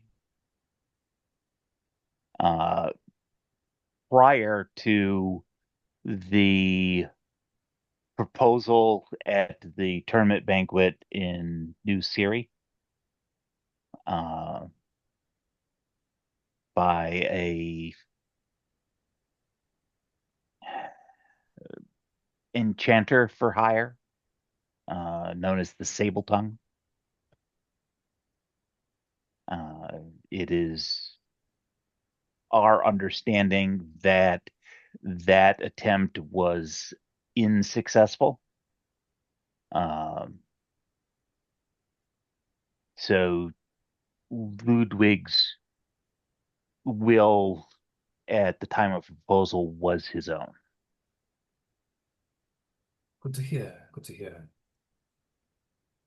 Are you aware of any mistreatment the Princess Haydeth has endured of any kind at any point in time? Not since we've been in her company. I understand that there were some trials along the route from New Siri to here that may have been of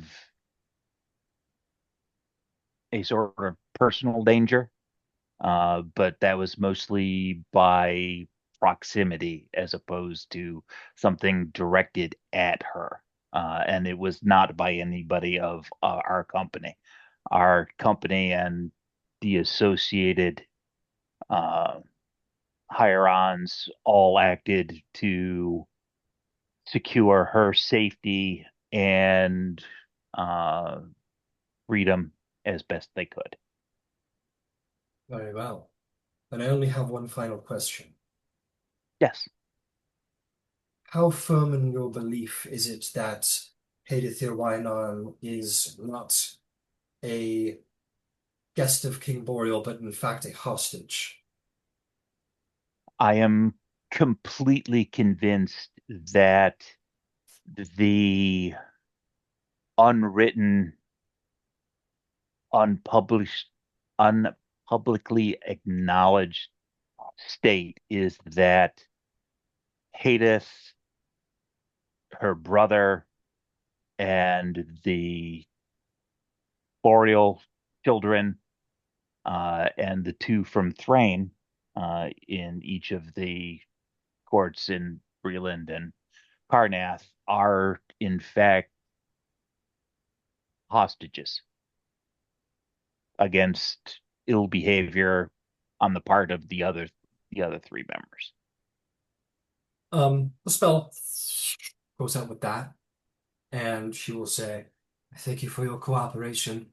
It's not always fun to be compelled to the truth, and I sense no opposition in the truth from you. None whatsoever. I I must only wish that these 6 people could be set free to live the lives that best aligned with their choice. the silver And flame it may be that their choice is to stay in place.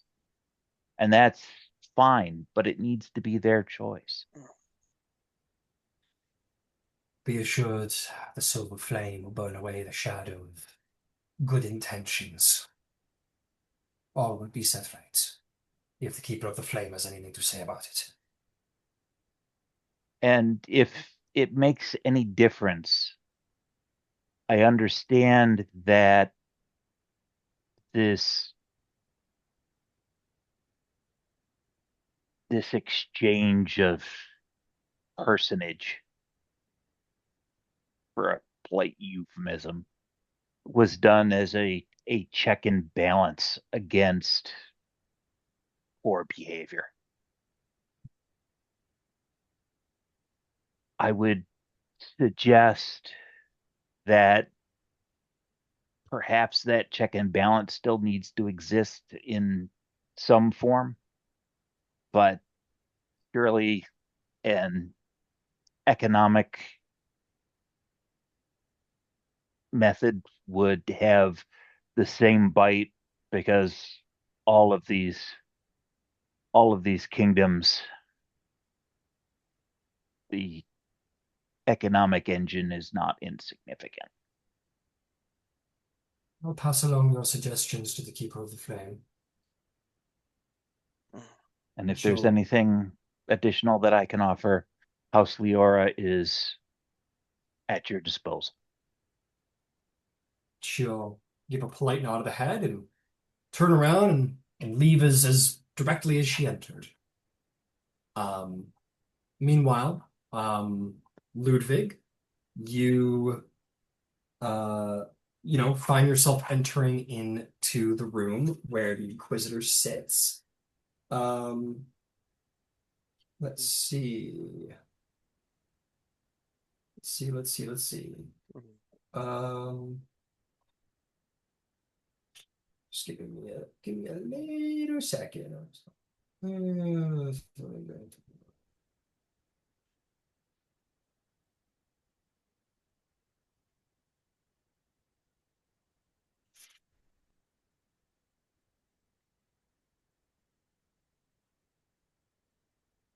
Um,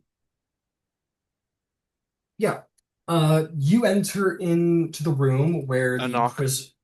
Yeah, you knock and you are welcome to enter. Um, whoops. Uh, where you see the Inquisitor and uh a similarly aged Haydeth, both of them are quite youthful, um, are having a conversation.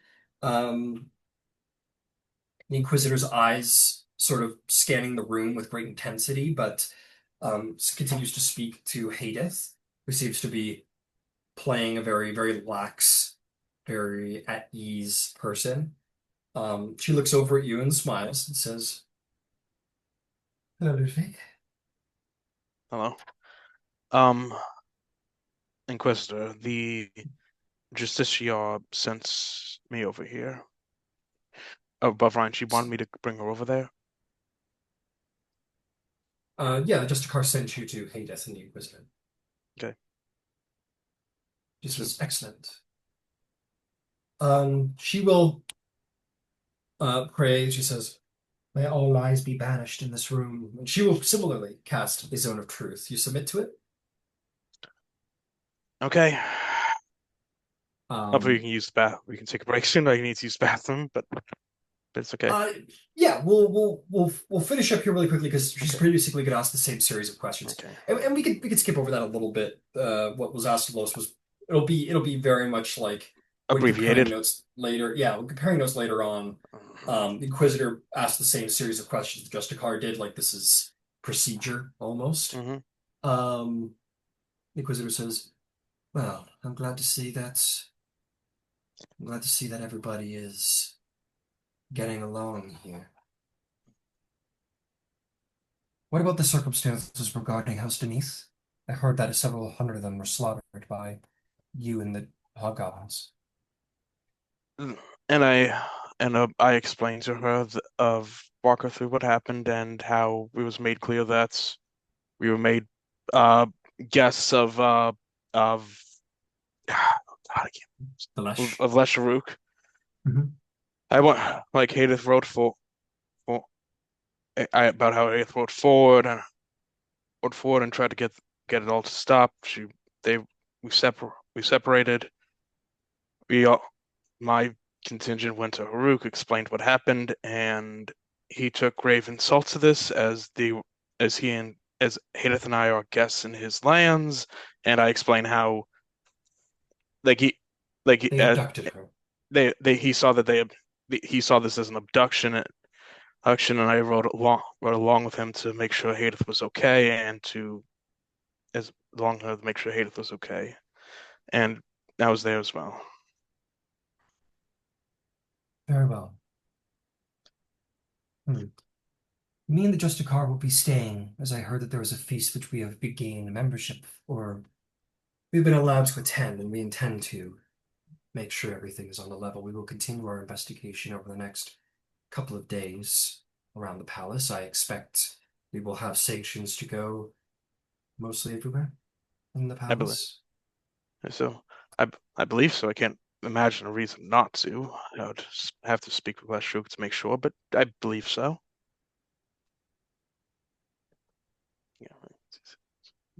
Very well. Um, the Zone of Truth ends. Um, she says, "Then you are exonerated, at least in our eyes for the moment. But we are far from done our investigation. Thank you for this initial questioning. We may follow up in the future. Thank you. If you run into a Baron, you can expect that we will have words with her as well." Understandable. Says, the Justicar shows up and looks over at the Inquisitor and nods at her. The Inquisitor says, "We will take our leave now. We will see you over the next couple of days." And the two just sort of leave without ceremony. And before she leaves, the Inquisitor says, "Oh," and turns around to the princess and says, "And to you, Ludwig, be assured, all lies will be unraveled before the eyes of the Silver Flame. All darkness will be cast away in the silver light. All truth will be revealed.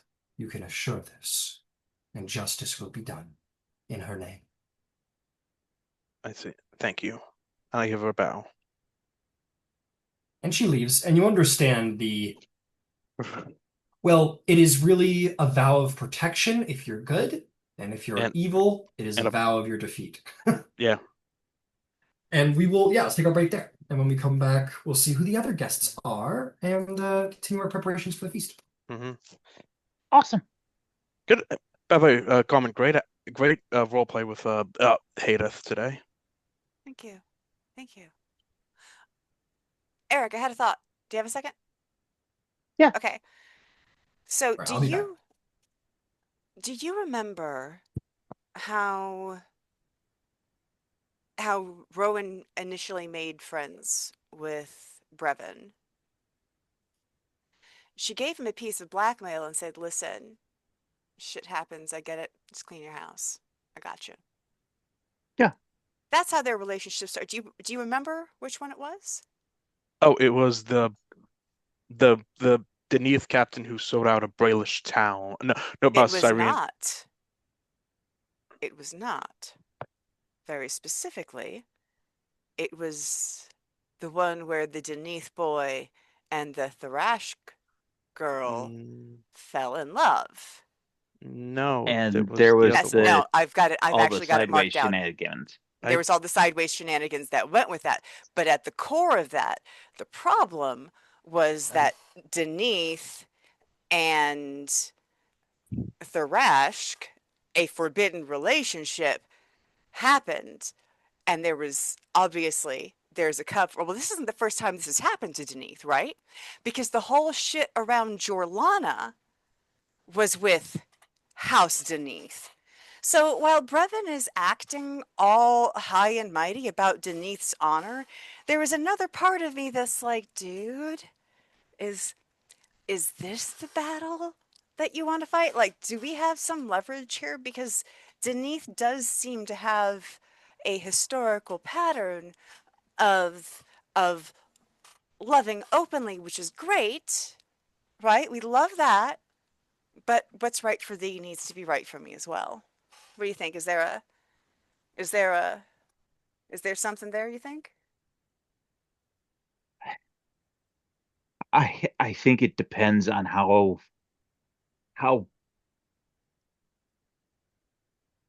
what shape their honor takes and how pricked it is. Um, I think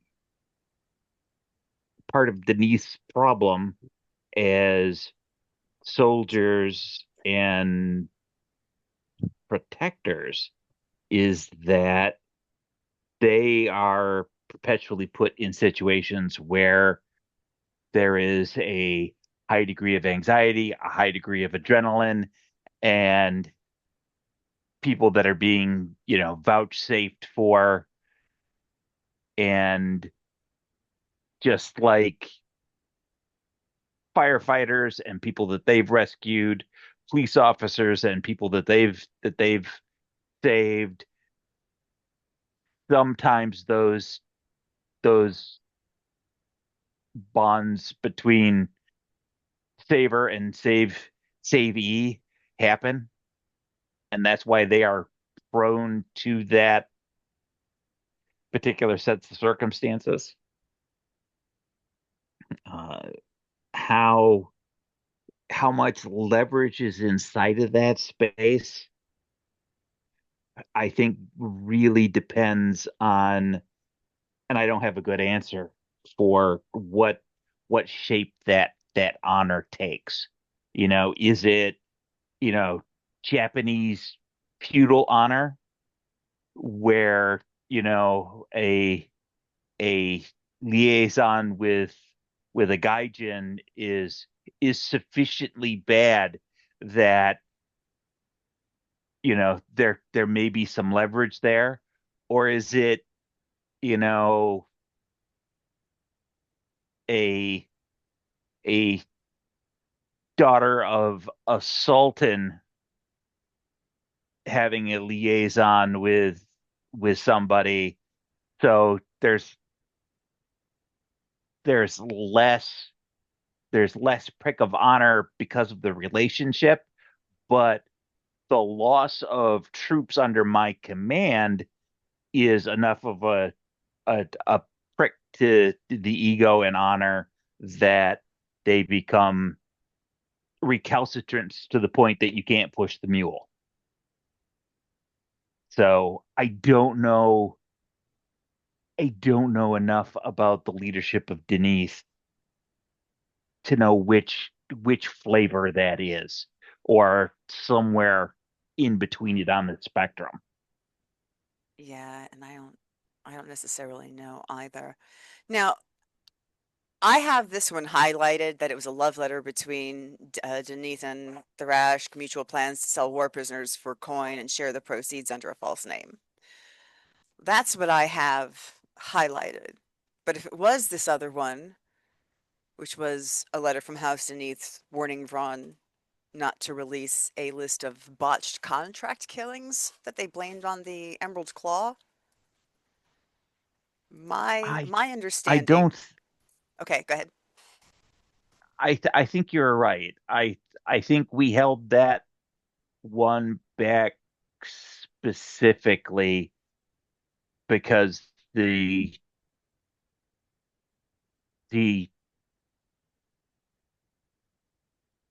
perceived downside of that was a larger bite.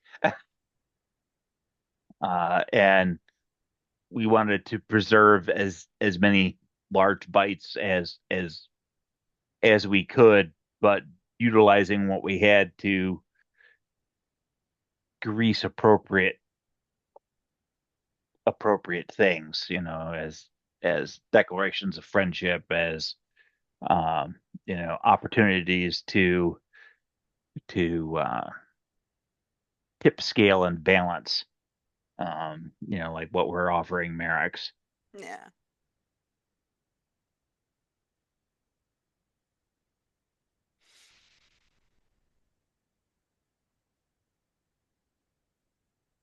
If you can walk it out with me, when, like, just generally speaking, when is it better to try to use something as a point of negotiation as opposed to just make it public for like a we need something that's newsworthy that's going to get eyes off of us. Here's something that's scandalous enough that everyone's going to want to look elsewhere. Um, because it's got that right level of being juicy, like salacious, because there's big, it can't just be contractual. Like it's got to be something worth gossiping about. Yeah, and again, it's something that I don't have a solid picture Yeah. for how some of Eberron works, because a lot of it depends on the artisan class. It is literate and reads the paper as a little, mostly a business tool to know which direction things are blowing, and a little bit of follow the Kardashians. Uh, the nobility, the lesser nobility, there may be a lot of boredom, and they absolutely read the paper for only the follow the Kardashians. The upper nobility probably don't read it at all, Yeah. uh, because they've got plates full of whatever. And, if they're interested in getting the gossip and whatnot, they're going to get it directly from the court, and whatever nightly events that they're going to hold this week. Um, so that's where they get their piece, but it's also a lot closer and more immediate to them. Um, so the the the question becomes, in my mind, who do you want looking and why? If you Ah. are after making the higher nobles look somewhere else, that's a hard sell. Now, if you can get the lesser nobility to look, you can assume that if it is salacious enough, it will percolate up, and then you'll get the upper nobility kind of turning their head, particularly if it's something international. So something that is affecting potentially their ability to negotiate new contracts, negotiate new prices, that sort of thing, or to offer, their favor to, further a relationship or something of that nature. Uh, the artisan class, it's gotta speak to either business or fairness and merit, because they aren't the odds on them ever, in most of the places, not all, but most, of bridging the gap to nobility is very tiny, shy of shy of a marriage. And that's either a marriage into a dragon marked house or a marriage into one of the the noble houses. Um, but being able to buy a title, I don't think is on the table anywhere. Uh, though if it's a if you were a successful officer and a successful artisan, meaning you've made a certain degree of money, you may be able to buy land and field an army and then get tapped to the nobility. Uh, I don't see that method working in Breland. I don't see it working in the Moorholds or anywhere else. Um, but I could see that working in Karnath. In that way, Karnath may be more egalitarian than some of the other places.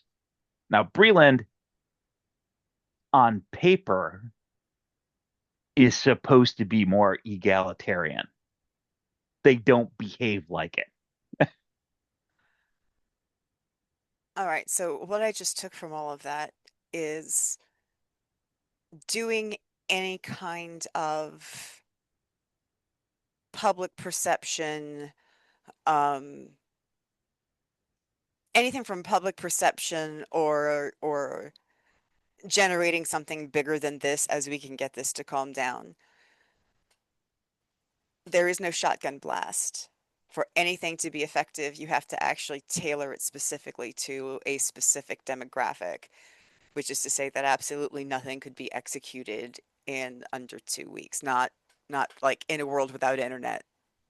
That's not like, am I Yeah, yeah, okay? we absolutely have a signal to noise ratio issue. You can't get you can't get viral news in Eberron. You can't you can't get a sea tide of stuff that takes place quickly.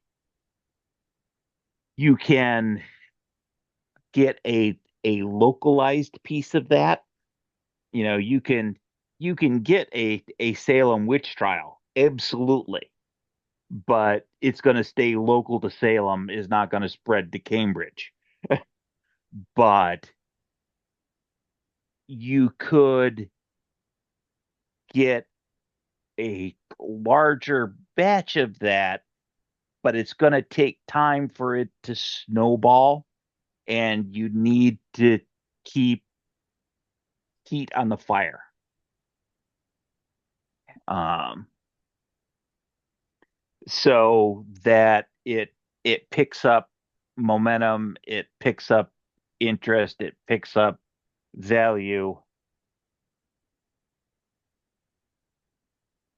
and it's purely a a signal to noise ratio. I don't believe that attention spans are honestly getting any shorter. I think they were always short.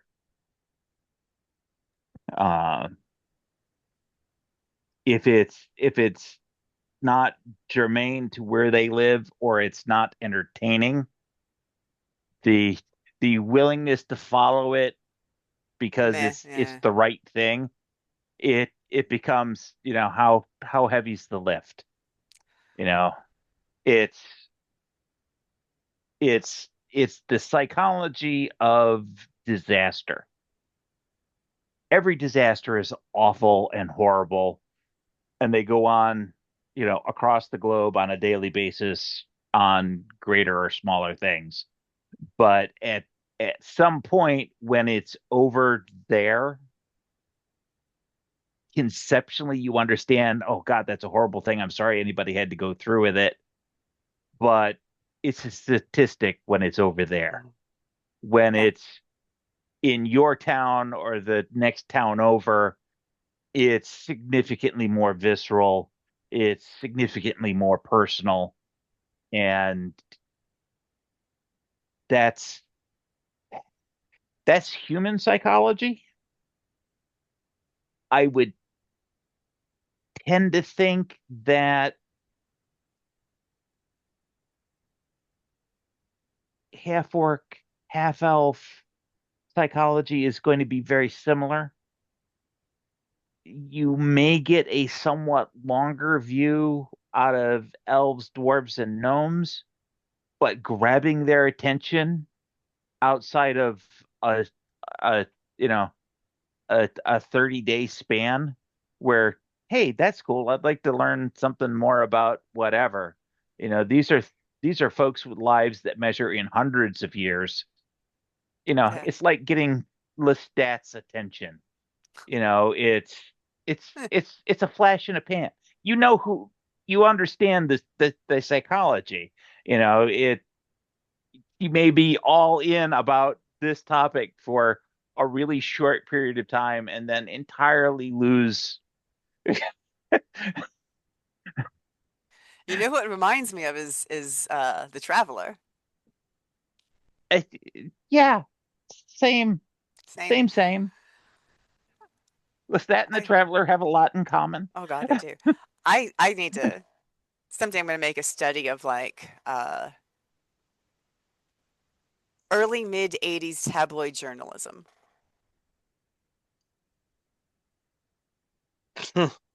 Yeah. It's interesting. It's interesting stuff. I mean, it's all designed. The 80s tabloid journalism is the grandfather and grandmother to the echo chambers that we have today. The people who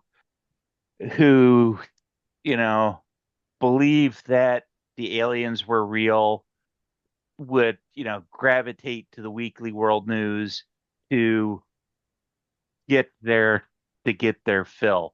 And whether they honestly legitimately believed it or if it was the cartoon page in the newspaper for them, that's where they gravitated to. Today, all of those echo chambers, whether it's flat earthers, I think half of the flat earthers don't actually believe the earth is flat. They They're just trolling. understand they're They're just I've, they're I've just thought that. they're just trolling to one degree or another. They show up and profess belief while not actually having belief because it is it is the internet. And as Avenue Q said, the internet is for It's for porn. porn. Yeah. I'll be right And back. Okay. I'll be right Okay. I don't like. I went to use the bathroom, but I also Googled something, Eric. I think I don't like stepping on anybody's toes, but I do think like I double checked back at the episode where Rowan went to the band underneath with that blackmail who that to give back. I do think it was that. I think it was like I think it was a separate piece of blackmail. I'm pretty sure it was a separate piece of blackmail than the other It one. it doesn't matter. Yeah. It's it's it it it's 6 to 1, half dozen the other. I can certainly see, given circumstance, where it might be more convenient to say it was that one as opposed to the other one at the time as a method of introduction and to give them an opportunity to clean the house internally. Hmm. I think it's a wash. I get you. And for the current story, it's a better sell. So if no one's looking at it, if it's not super germane, it's I don't know what you know about the making of the original Star Wars movie, I know a but bit. they had the land speeders that they drove. Well, they supposedly were floating up in the air. But they had like And mirrors on the bottom or something. no, no, much more prosaic than that. They took a finger, they dipped it in Vaseline and put a Vaseline layer on the lens, and then drove the cart across the view of the camera at a fixed distance, so the Vaseline band where the tires and whatnot were, Okay. and it looked like it was all blurred out, and like the the speeder was floating through the air. That's what I think we're dealing with. Just put a little Vaseline on the lens and move on. Yeah, probably. The effect is fine. I hear you. But yeah, Ryan, I know you talked about like changing campaigns. I haven't, I will admit this is a me thing. I'm way less nervous in like other types of campaigns than social campaigns. Uh, Mute. Thanks. Yeah, that's fair, man. It could be a little heavy, a little heated. Hmm. And let's be honest, this group of people does not get along as well as other campaign parties. I mean, Um, so it's not like you have a ton of moral support going with you. it's like it's a lot of like plotting and debating about what to do and everything, and that's always more difficult than, hey, go punch the guy in the face. Yeah, that's a lot better. Um, yeah, I'm pretty into this like level 10 thing, like as like an alternative, because it like really winds down the political intrigue side, if not deletes it. And any sort of interaction in that regard would be like at minimum, you'd like, I don't know, you'd have some important meetings with people and whatnot, but like not like this. This is crazy, you know. I hear what you mean. It'd be D&D level, you know, whatever. Be good. We'll talk about it later. Yeah, I'll figure it out later. Or we just do a fucking hack and slash. Fuck it. Who knows? Um, actually, before we get, sorry, I sent a quick message to you there, Rowan.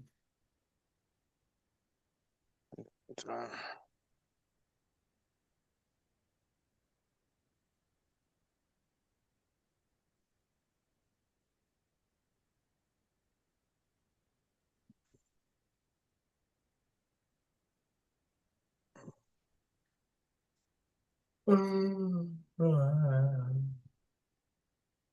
what sucks is I have to go into work tomorrow. Yeah, I had to go into work today. Yeah, yeah, I saw you there. Yeah, I guess you did. All right, cool. All right, let's hop her back to it. Let's see here.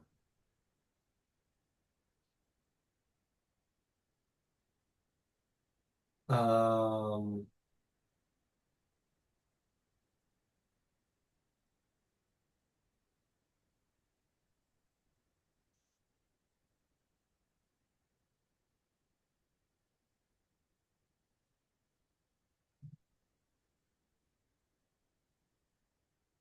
okay, let's do it. Um, okay, where to start next? Um,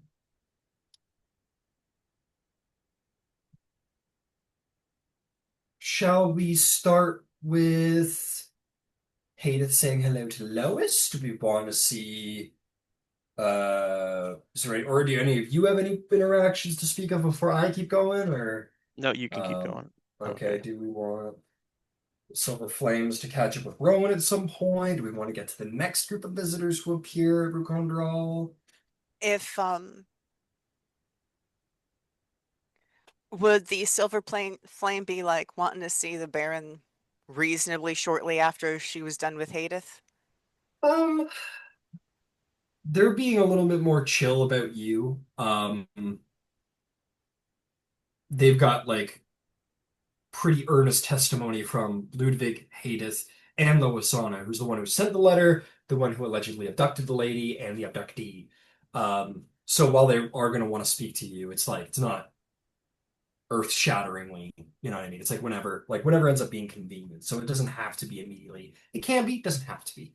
Maybe your little goblin fellow would be like, "Oh, by the way, just so you know, about it, the Cadre from Thrain, the Silver Flame, they have arrived. They do have interest in speaking to you, but do not wish to press upon your tongue." Yeah, whenever it's convenient for them, I will be tinkering in the forge and doing stuff. So yeah, whenever it's good to them, I'm things need to settle before I do other stuff. Um, Very well. And he will head off. And pretty immediately, these two rather intimidating women in their own way kind of not burst, but they come through the door. One gleaming with like very like to the point, but highly um uh I guess not ornamented, but certainly stationed armor as a Justicar of the Templars of the Silver Flame, and the other, sort of like robed with authority. Both sort of enter within. And the moment they enter, the Justicar's eyes like lock onto you with an intensity of someone who's been through the shit. And the other one, the more quieter, younger Inquisitor, her eyes just start zipping around every detail of your forge. And the Inquisitor will speak as the Justicar. Like you're like, I'm not sure if you're glaring at me or if this is just your resting bitch face. Like it's kind of like that thing. The Inquisitor says, "Baron Rowan de Leora, you've been through quite the exceptional adventure these last couple of weeks, or so the letters have said." An adventure, that's a word for it. Or like the abduction of a hostage from a foreign land. If you want That's to put not it what such. happened. No, No. Have you spoken to them yet? I would rather speak to you and hear what you have to say. Hmm. You, of course, can abstain from speaking with us if you wish. The Keeper of the Flame will, of course, hear of who has been compliant and who has not. I'm sure. Here's the thing. I am happy to answer your questions, but come at me earnestly. Like don't try to bait me. That's stupid. That's not necessary. I agreed to you. I offered you into my office. So, no, there was no kidnapping. No, there was no abduction. You wanna do your thing so I can say my thing and then you can decide like what you're gonna judge me? What is it, Zone of Truth? One of you ladies has it. Hit it. Let's go. We do not require to take a zone of truth from you. We have the relevant testimonies. We just are Oh, testing the waters. oh, but I really, really, really want you to know that I'm telling the truth, and that's just going to be the easier way. So You seem agitated. Is there something that you wish to I share? am agitated because while I am very happy to have an earnest discussion with you, I dislike inviting someone into my house and them being ugly with me when there was no necessity for it. So if Um, that's how we're going to do it, hit your zone of truth so that you know that what I am saying is true. And then we don't have to worry about you assessing my character or anything because you'll know that I am being honest with you. I think we're getting a fair assessment of your character without the need of magics to propel it. Great. And I believe it was indeed your viceroy who invited us here. I did not see your signature at the bottom of the letter. How do you feel about the current situation, if I might ask? What current situation The one specifically? involving the princess being taken from the lands of Braylon, and I guess the fact that the larger amount of Corvair sees House Leora as the abductor of a royal. Well, that's unfortunate that people don't get evidence before making opinions. Also, not my doing. She left Brayland of her own accord. And if your information says otherwise, then you are unfortunately misinformed. She left Rhoda of her own accord. She left New Syri of her own accord. And she contracted with House Leora because she no longer wants to be a hostage. Why did you decide to take up her, as shall we call it, contract? Or cause, probably better put. They must Well, have considered that it would be very damning to your house name, so new and fragile as it is. Respectfully, of course. it is new. It is fragile.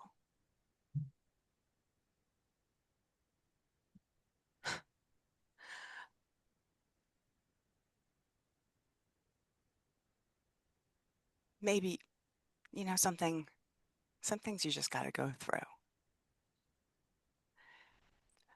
Maybe in all your holiness, there's no sense of mercy or feeling for someone who's being held captive. Right. Maybe that doesn't matter to you. The Justicar, who has not spoken till now, sort of, but she does speak. She says, "Why do you think we are here?" She has a right to live where she wants. If she doesn't want to live in Breland, she shouldn't be forced to live in Breland because her Correct. brother can't keep his shit together. His good behavior should not be guaranteed by her life. It's gross. And if you'd ever been kept hostage, you'd know that. Correct. That is why we're here. Inquisitor says, And to be "So clear, for I don't Roy, actually care if she gets married or not. Like, who she marries is her own business. I don't give a shit. But no one person should have to pay for the sins of another. It's gross. you see their their interest deepens the more angry you get. Like they're trying to figure it out. The Justicar just kind of keeps staring. Inquisitor's eyes kind of keep hanging on the wall, but sort of glance back to you when there's that height of your emotion. She says, "This feels very personal for you." Really quickly, when this happens, as she does start getting emotional, Rowan just starts tinkering. And it's like harmless. There's no sense of she's just working on a little clockwork gear kind of thing. The Inquisitor continues that, says, "It seems very deeply emotional situation for you, very personal indeed." You've read the paper. Oh, you've read the paper, so I guess you don't know the whole story. Yeah, well. So this is a I'd show personal you crusade more, for you but you'd then. probably be just terribly offended that I showed skin, so let's just say that before my first visit to Rukondral, my time in Dargoon had been less kind. At that point, the zone of truth does go up in that moment. Let no lie be spoken in this room in her name. Do you submit to it? Yes, and also she's going to activate, and the way I want this done is that it's just everything has been emotional, so she's kind of dissociating a little bit as she's playing with this thing. And as she kind of activates, she's not activating the innate sorcery, she's just kind of digging into something different. Because it's the only time I've had the chance to show this. That ticking that's always there gets a little bit louder. And an image behind her forms of like gears moving. Like in the lore for the Clockwork Sorcerer is supposed to be like you get to see a bit of the plane of Nirvana, but you can flavor it however. She doesn't look at them, she just submits. The Inquisitor's voice says, "Are you and your house being held as hostages by the Lesharuk?" No. Hmm. The only time I Well, have ever been safe is in his house.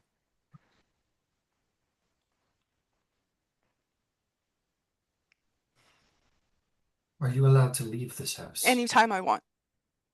The only thing that has kept me from leaving is threat from Brayland and others. Are your companions allowed to leave without any threat or issue? From the Lahesh, none whatsoever. From Brayland and others, yes. And you should also know that we have been the attempts, the I don't know, people trying to assassinate us. All right, that's happened a few times. So no, we are not just randomly safe. We don't just leave without protection because it's stupid. But right now, the Lahesh is providing that protection because I asked for it.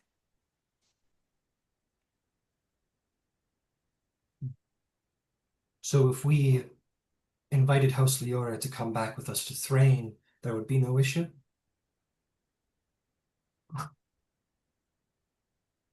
To receive Okay. sanctuary, asylum, and protection, and the vow of the silver flame of your exoneration from these damnable crimes on behalf of what Haydeth has endured? I don't understand. I'm sorry. And she takes a breath.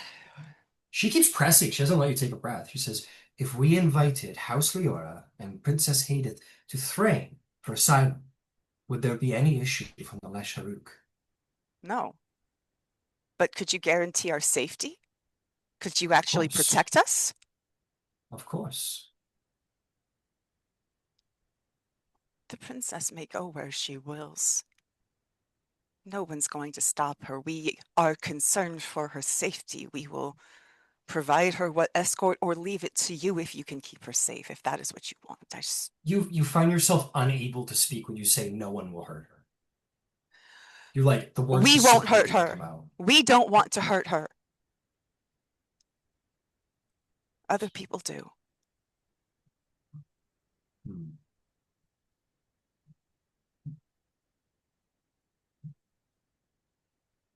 Very well.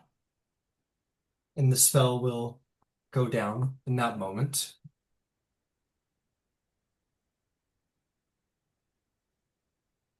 The Inquisitor says, "Thank you for your time, distressing though it may have been, to have spoken with us. We have to be sure of these things.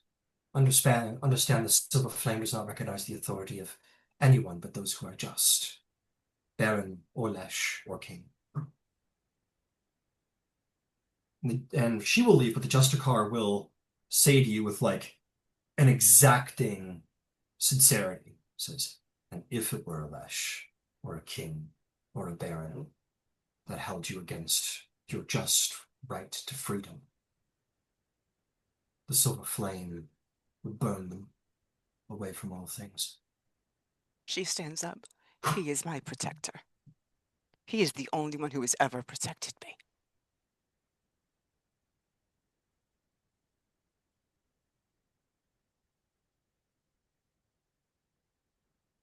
And she sits back down.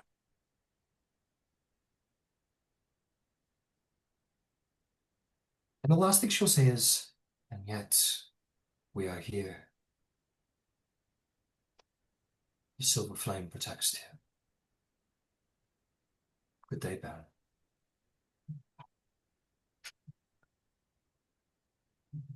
Be well. And she will leave. Again, making this insinuation of protection. Um, okay. Oh, what fun. Um,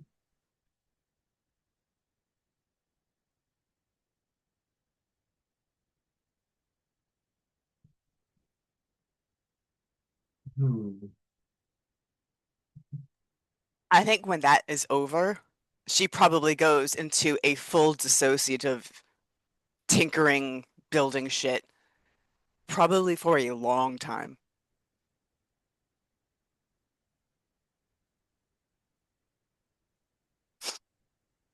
So, Um, let's let's hit up Lois. Another little knock on your door, on a lighter hand. Um, The door opens and it will be Haydeth. She will say, "May we speak?" you will put the quill down, straighten up the papers. Please, by all means, have a seat. She'll come in and sort of look about the room and sort of see your scribbling. Do you like see scribbling, or are you still going? Oh no, no, until whose presence it was clear. Yes, she was absolutely still writing. When it was clear that it's Haydeth's voice, Lois stops, looks at her, sets the quill down, squares squares the papers on the desk, sits up, and then gives her Lois's full attention. Okay. She will very briefly sort of like enter the room. Um, Differently than what we saw with Rowan, she'll be a little bit more direct with you. Um, let's see.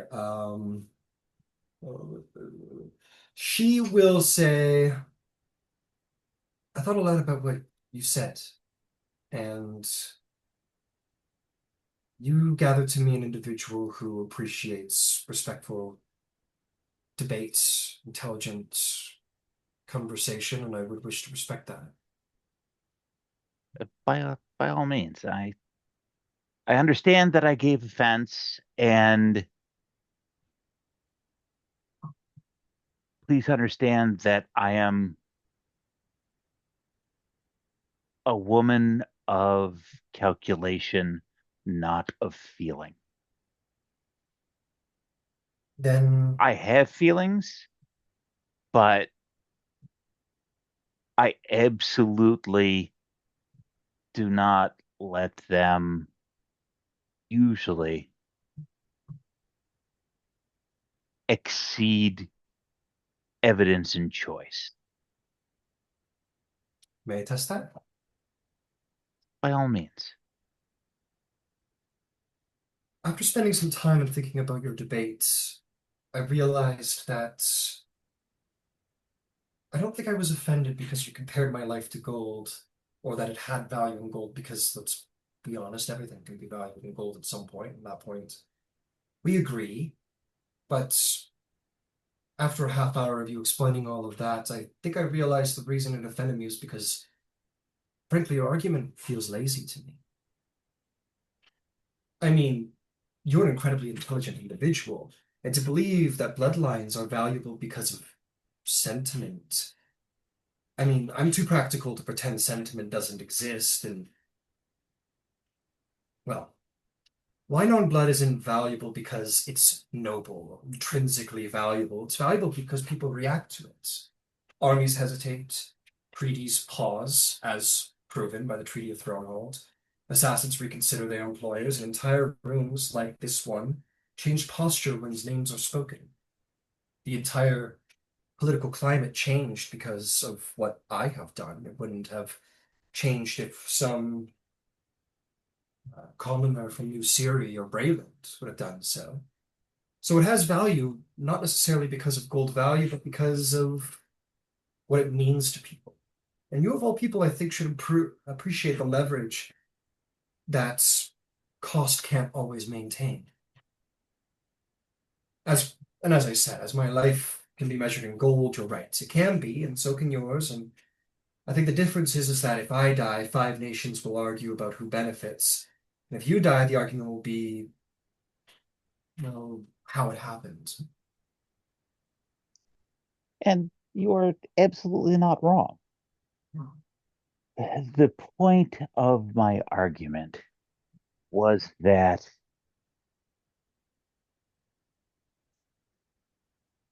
as a check and balance, your life has value against, or Breland, against actions from your brother.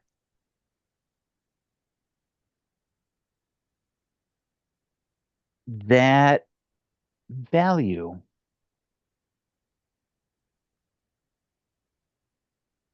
has an inherent calculation associated with it. And part of that calculation is your name, your history, your availability, all of that figures into that, as well as what relationship you and your brother have. Those will dictate what actions he feels are beyond the the reasonable risk. There has to be another measure that achieves the same thing. I am very And happy it's to. not and it's not just you, it's also your brother.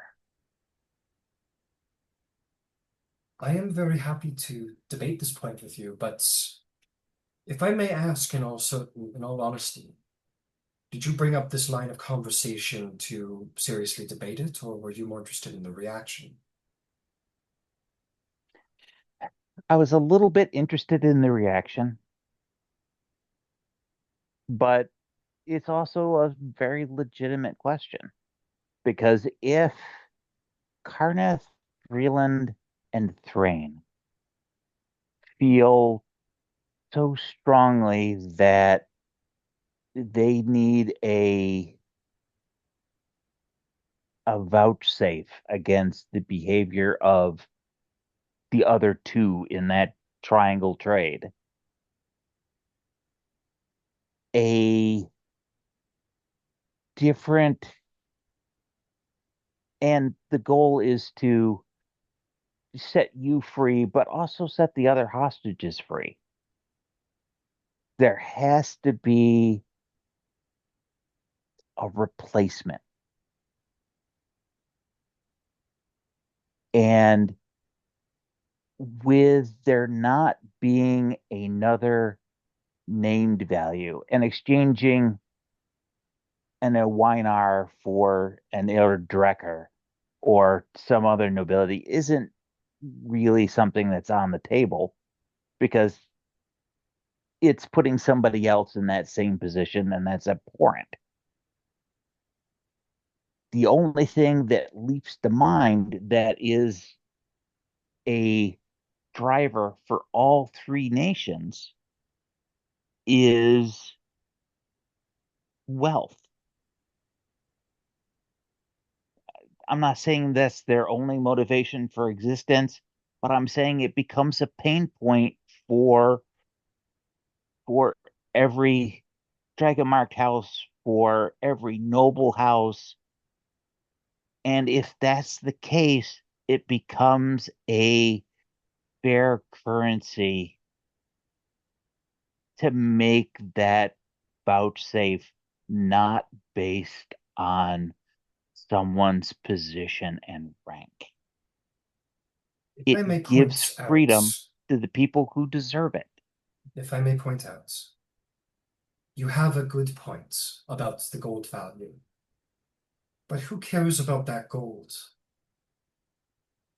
The kings surely do, or whoever's in charge. But I can guarantee you this. The people underneath don't care about a rare gold. The people of Karnath, for example, under my brother, they don't care about whatever gold must be spent by the king to do this. They don't care how much the armies cost, but they do care about the line of Galifar, the Wynons.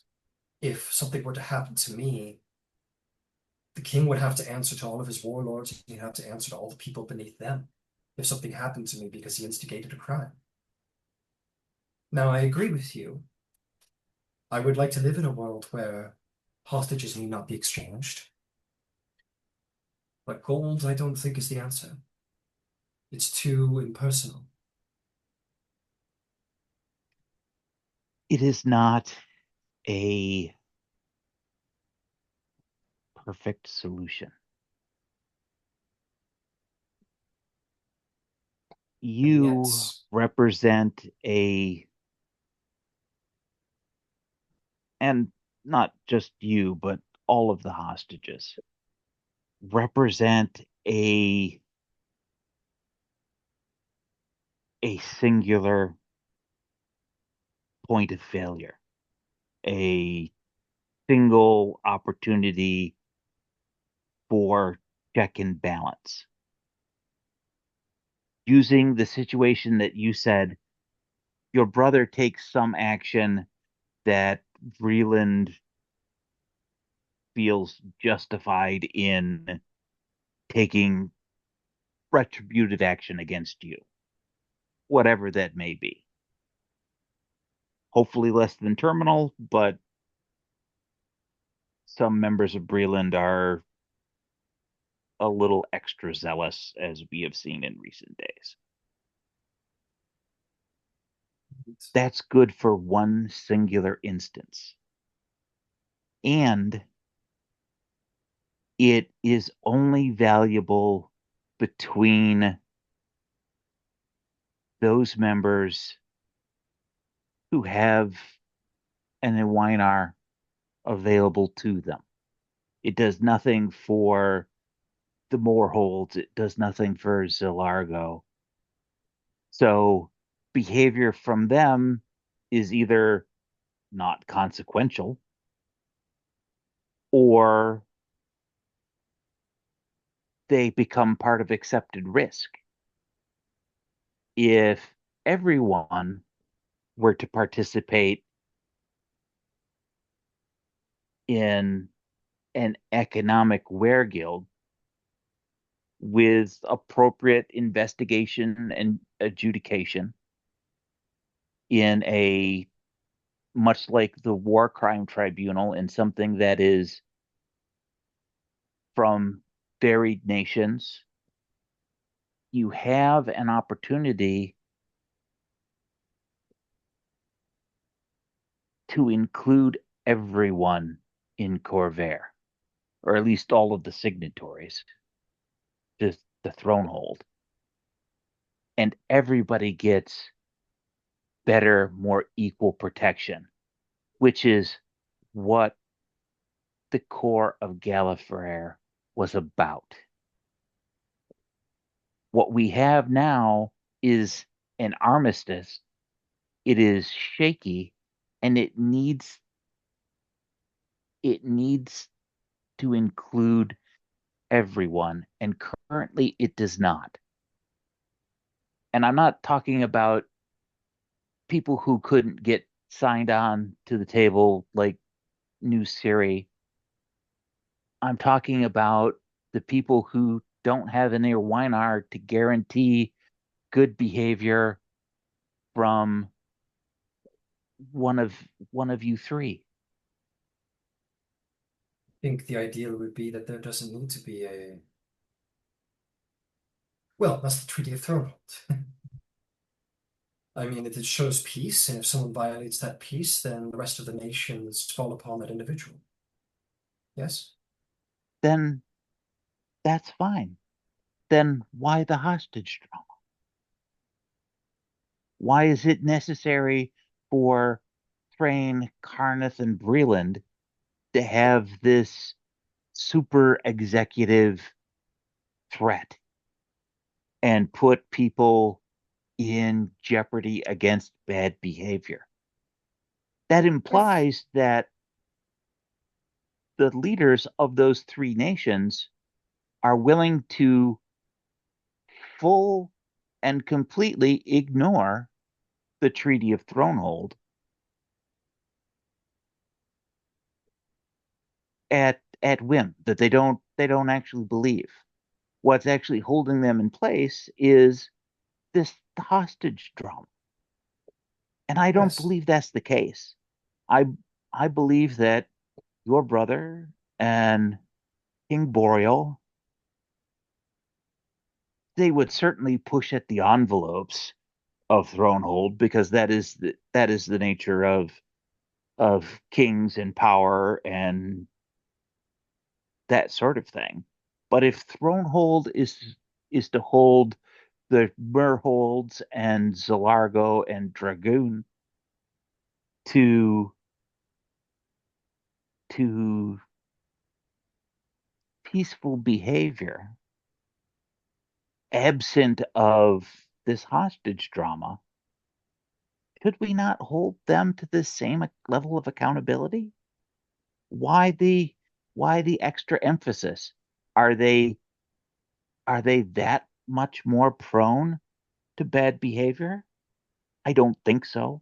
I honestly don't think so.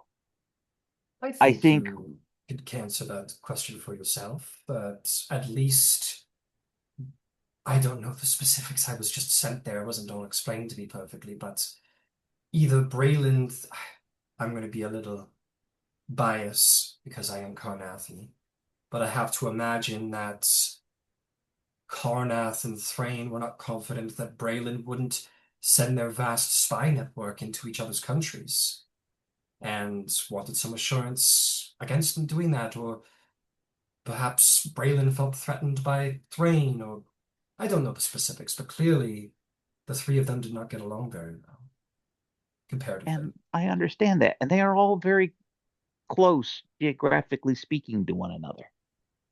And I'm Very easy certain that trouble. that's an easy portion of the problem. But this solution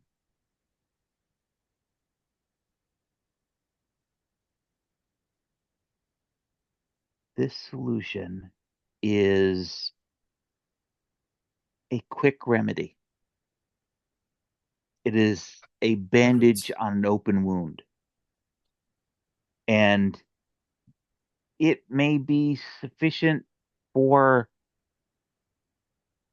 the last couple of years to let the blood cool, let the the hotter hearts ebb, but it can't last.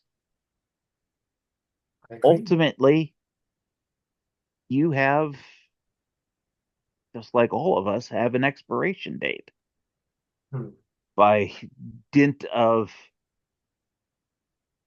my gnomish heritage, it will be somewhat longer than yours as a human, but all of them expire, which means this hostage drama is either going to put another generation into the same bondage or a better solution needs to be made. I would You're agree. in a unique position as an Irwinar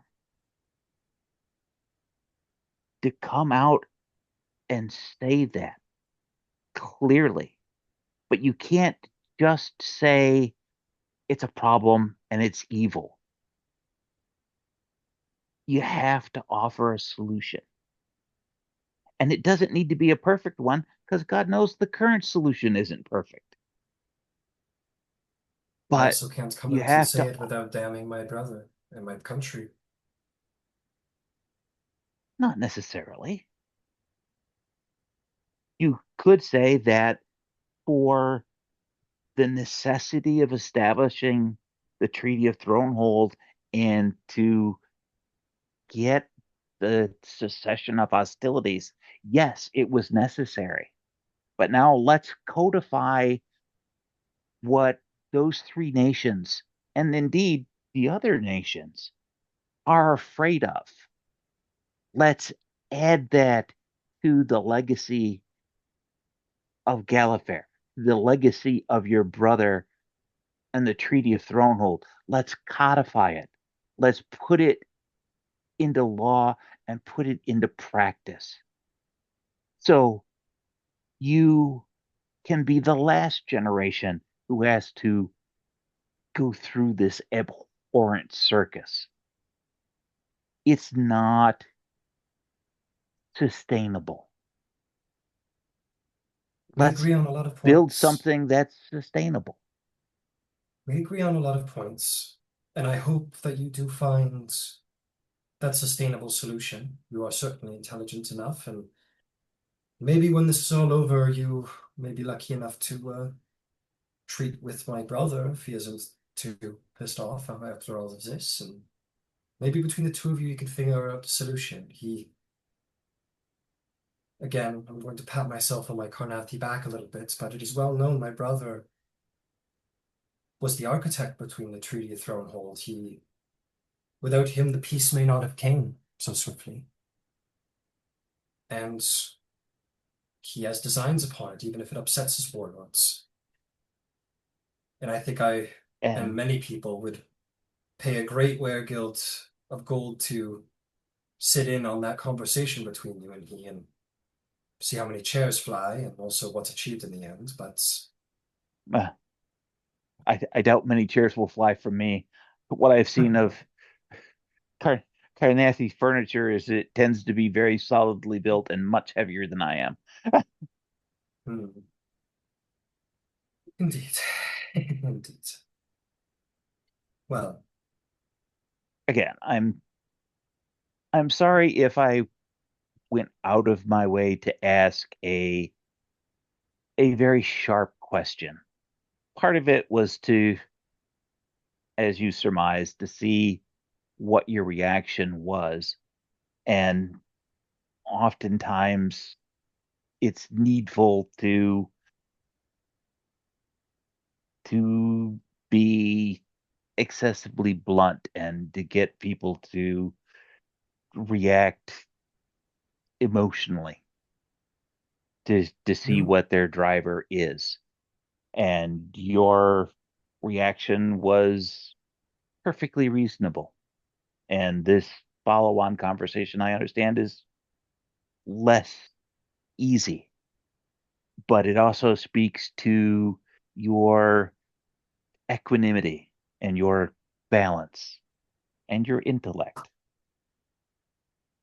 you enjoy offending people, which is fair. It proves that you're sharper than them. And I do I'm run beginning to on understand that. sarcasm and caffeine. So, Well, and she will stand and she'll say, I have genuinely enjoyed debating this with you and would not be against trying to help you find a better way for this continent. I think a lot of people don't only believe that, well, my situation, secretive though it is, can't last, but the peace itself can't last. it needs to. I agree with that too, but I think many people don't believe in it.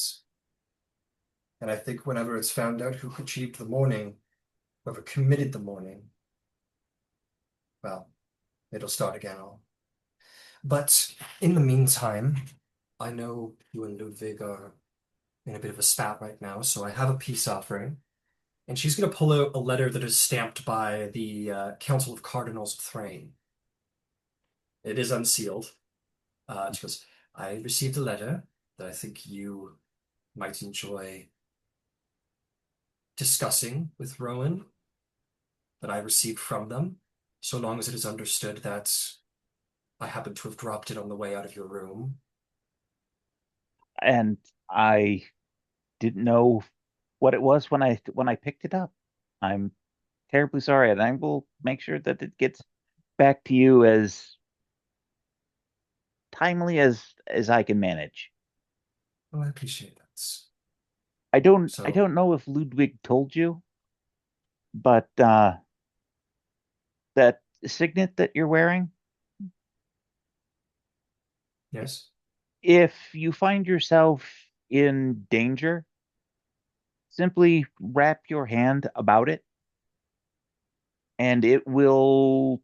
She does out of curiosity in that moment, and it I fucking got and she startles for sure, and has a good chuckle about it. Um, uh, Drops the letter in the process and kind of unintentionally, but there you go. Well, I think I understand. Thank you, Lois. Do You're we entirely welcome. do we have peace again in House Leora? I it's Tentative, at least. absolutely. And I understand where Ludwig is coming from. He needs he needs help in deciding. And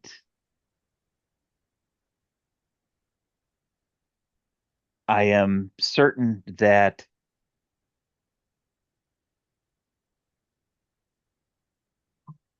you are up to the challenge of guiding him along a path as a couple. And Thank you. that ultimately sometimes you need to make a decision and pick a direction without perpetually weighing each and every conceivable option and waiting on more information. Sometimes you have to pick a direction, follow your gut, and go. I agree. I will. I appreciate your confidence in me. And I hope you know that I think a lot of your recent disagreements have come from him wanting to protect me and my dignity. And if I There is may some of that. say, and if I may say, you and Rowan are fierce and stubborn and protective. And I think it would be very hard for the two of you to blame him for trying to do the same. You're both admirable in that sense. I think he's trying to emulate that. And it means a lot to me. Go in safety and in freedom. And she will curtsy for you and say, thank you for making that possible. And she will leave with the letter on the floor. You want to read it? Or do you like save it and Absolutely. scurry off to Rowan? Or No, I'm gonna read it first. okay, okay. I won't tell a soul. All right. I'll post it in a bit, but I haven't proofread it, so I just want to make sure I'm not, you know. That's all right. And the play out of bringing that to Rowan will be a case of, hey, I I found this letter with a seal onto it. Was this yours? Very nice. Okay. Okay. That way you can shield drop it to to everyone in one go. Absolutely. I am gonna give it a little read and then yeah, I'll drop her in there. Um, okay, let's see here. Let's see here. Sorry, there's so many fucking the hierarchical titles of this shit is fucking crazy. Let's see here. Not minister. Where are you? Hang on. Uh, uh, uh, uh. There we go. Just want to make sure I'm getting the name right on it.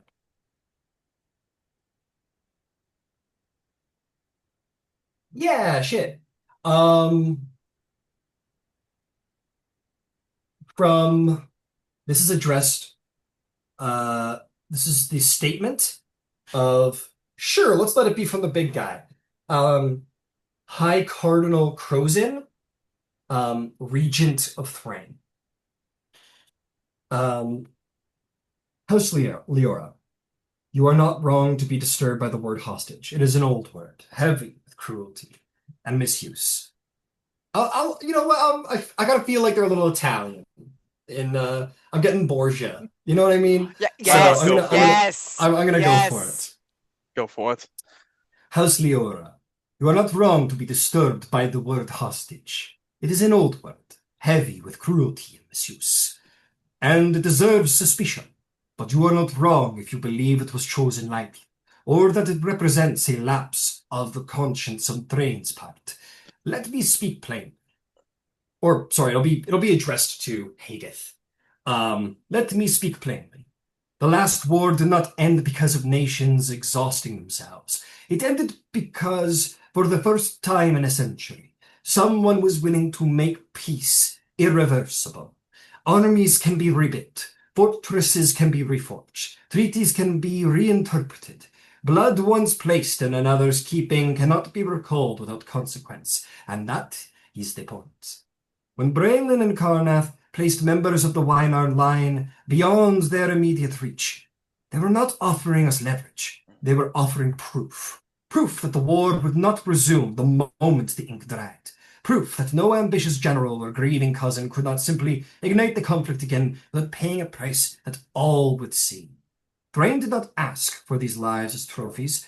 We accept them as anchors. You must understand the scale of what was being restrained. Had the treaty failed, the war would have resumed as it was. It would have escalated. The morning taught every nation what total war now looks like. Carnanath would not have survived a second arms race. Braylon's cities would have burnt. Carnathi necromancy would have deepened, not receded. Thrain itself would have been forced to choose between restraint or holy annihilation. Hundreds of thousands more would have died, possibly millions. The hostages exist so that no ruler, no council, no fanatic can pretend that restraining the war would be bloodless, abstract, or deniable. The presence forces hesitation, and hesitation in a world like ours is a mercy. You may ask why Thrain did not send an equal exchange. Because Thrain does not rule by blood. We have no royal children whose depths would shatter the state. No dynasty whose extinction would end their authority. Sending a cardinal or templar would have been symbolic at best and dishonest at worst. We refused to offer what we knew would not bind us. That refusal, too, was honesty. Understand that as well. Those under our protection are not prisoners. They are not mistreated. They are not threatened. Their safety is not contingent on obedience, but on peace itself. If war never comes again, they will never suffer it. That is the covenant we made with the world. They will address you here as like a side thing for Haydeth. House Leora deals in influence, in balance, in the careful weighing of outcomes. You know that sometimes the only way to prevent a collapse is to place weight where it hurts most, and to hold it where until the structure settles. This is such a weight, uncomfortable, necessary, temporary, we hope. And if it works, if the peace holds, then history will remember the hostages not as victims, but as the final cost paid for the end of a century of slaughter. Thrain bears the responsibility willingly. Again, signed by High Cardinal Crozin, um, of the Council of Cardinals, Regent of Thrain, Flamekeep. Which gets passed around to Rowen, and I will, now that I've given it a read through, I know where to do those minor edits, and I will post them to Facebook.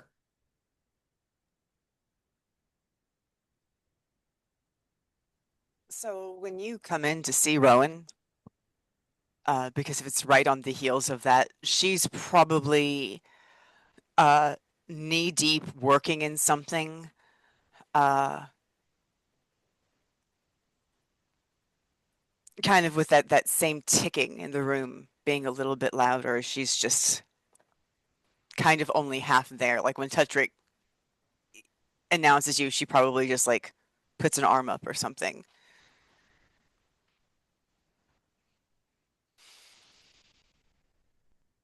So Well, like that's a lot.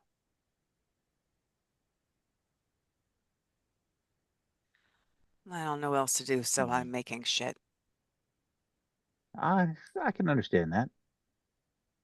While you're looking at making shit, what do you make of this?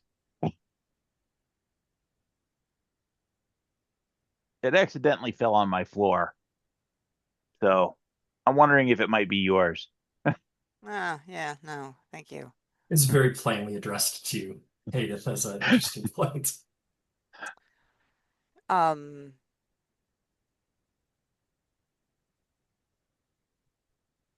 I feel like it's a very polite way of saying go back to Breland and we will remember you well. Yeah, I think so. They are the Cardinals are very much interested in the status quo. And I understand the argument, but the argument has a flaw, and it's a flaw that I've shared with Haydeth, is that ultimately all of these hostages have an expiration date. And if detente is what is supposed to be their job and position, then it ends when they no longer are there to secure it. It is essential that the work of peace does not end and that any necessary shortcuts are codified and made whole. At the end of the day, And oh, sorry. and right now we have an opportunity to start that work, but if there is any value in the YNR name, they have to call for it. And Haydeth needs to make that declaration, or in conjunction with her brother,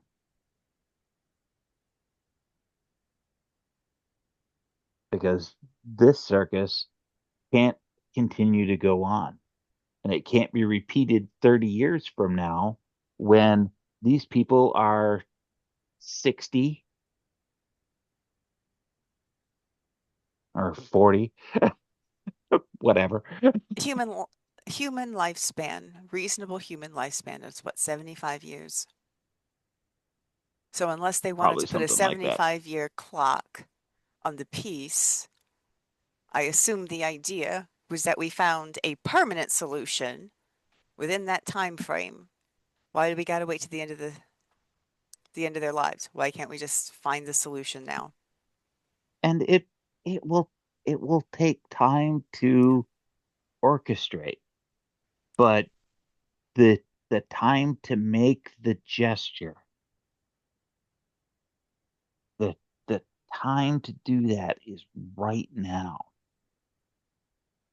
The status quo is already shaken.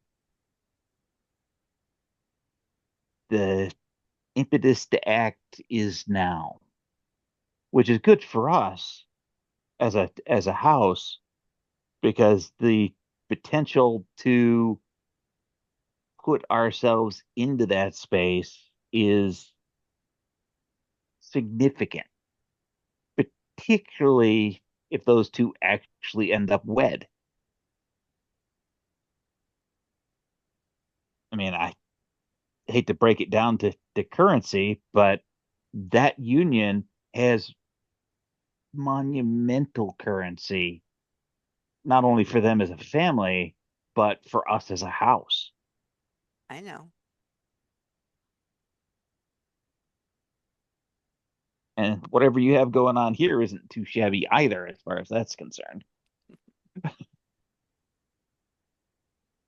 I'll get a spy network up and running, but y'all are going to be the real power at the throne.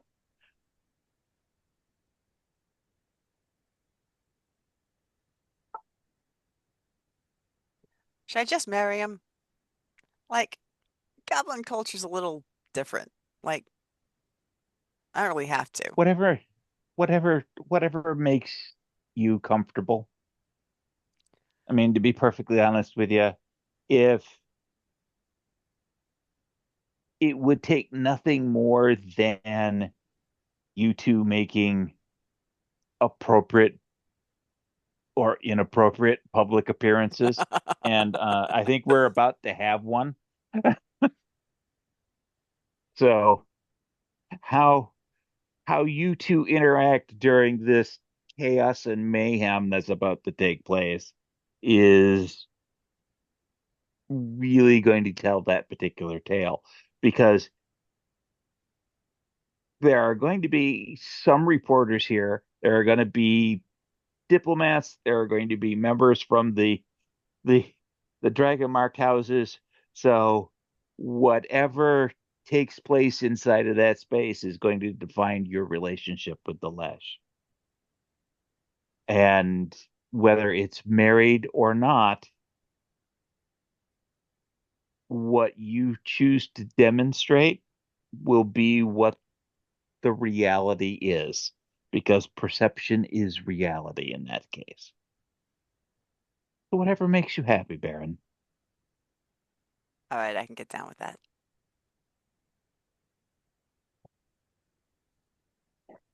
I'm sorry. I think this letter must be for Haydeth. Perhaps I ought to go and drop it off. I didn't mean to disturb you. Let you get back to your whatever the hell that is.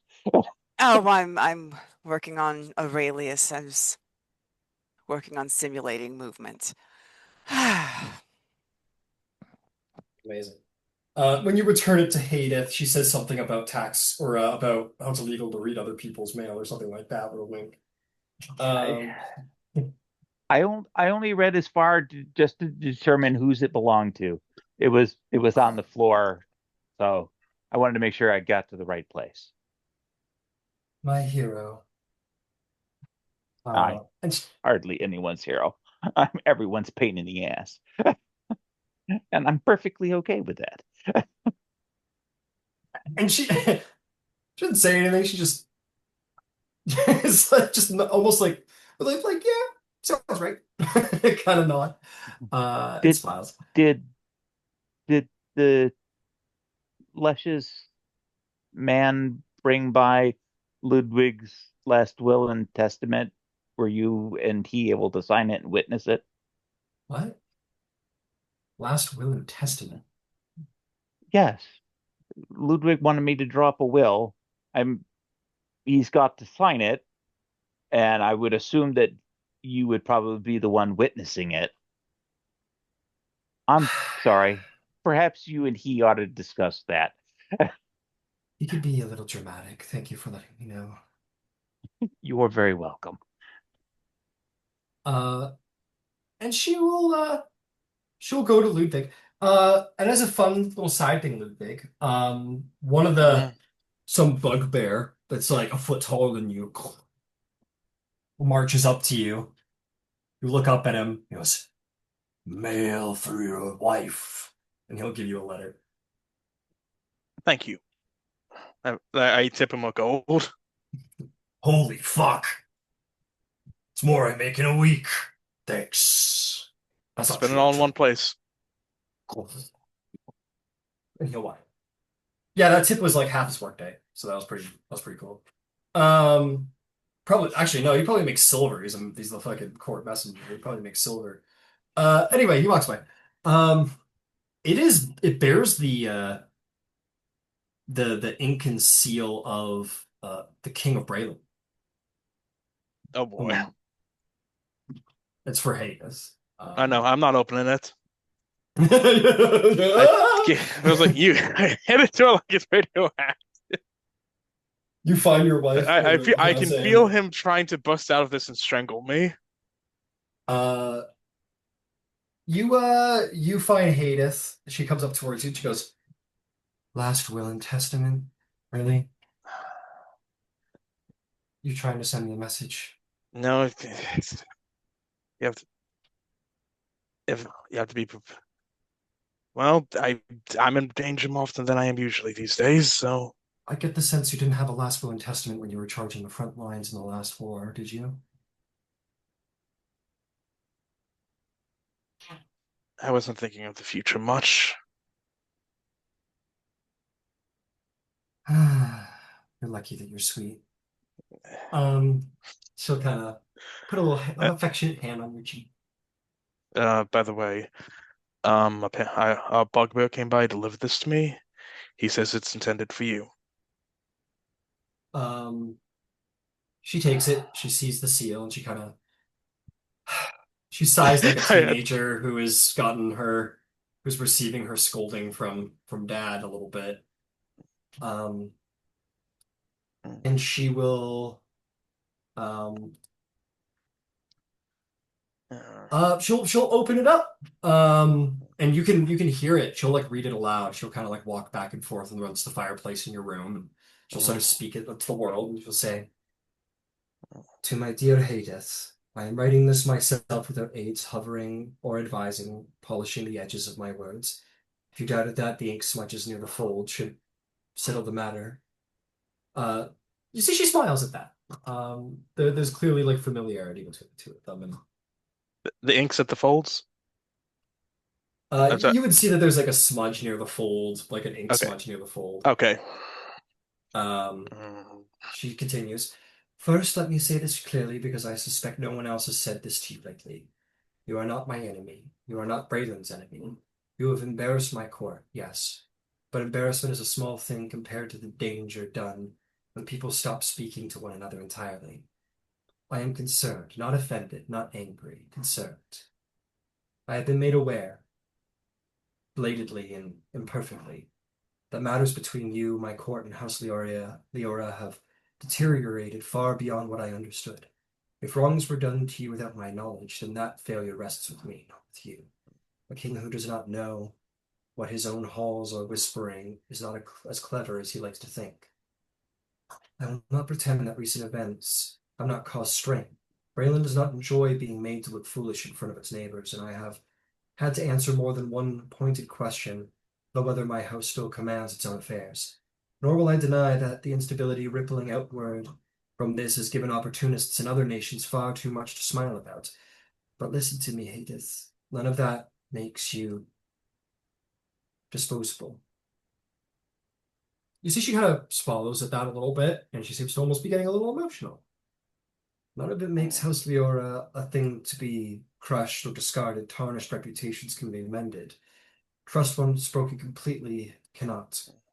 The Five Nations are standing on ground that looks solid only because it's afraid to move too suddenly. Brain watches for moral failure, Karnath watches for weakness, Onbear watches for advantage. If we begin treating allies as liabilities rather than people, the peace we bought with blood will not survive the season. You returning is not a surrender. It is not an apology extracted under pressure. It is a chance for me to hear, directly and honestly, what has gone wrong before others decide this story for us. I would rather endure uncomfortable truths than comfortable lies spoken by diplomats who profit from confusion. If I have erred, we will speak of it. If my court has erred, I will answer for it. If House Leora has been careless, then care could still be learned. But silence, distance, and pride will only let the damage deepen until no one remembers who first meant well. You have always struck me as sharper than you pretend and kinder than you admit. I trust that instinct more than any report placed on my desk. She's a little glassy-eyed at that point. Oh, It seems that you'll start to understand that there is a more in-depth relationship there than captor and prisoner. yeah. Come back to Bremen, sit at my table, argue with me if you must. I promise you this. You will be met with courtesy, not malice, and with the respect due to someone who matters, even when they are difficult, especially when they're difficult. If nothing else, humor an old king who would rather fix a problem than win an argument. My door remains open. Oriel. Yes, if you refuse on principle, at least write back and tell me why. Kings should not be left guessing when the stakes are this high. And she'll fold it up and put it on the table and sit on one of the big chairs and kind of look moved. What do you think? He's good with words. I'd like to meet him He's in better times. the Bear King is scarier than, well, he's made out to be scarier than he is. Same can be said for all of us.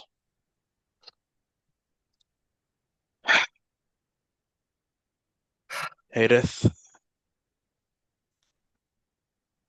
Ludwig. I I'm begin. You suggested that you might need to go back. I don't want to insult all that your house has done for me. Well, not necessarily an insult. It could be, well,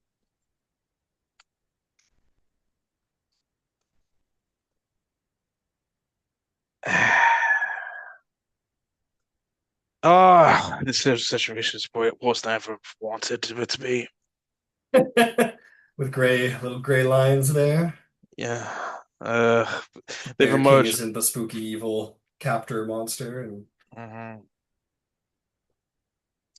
Hobgoblin Warlord isn't evil, and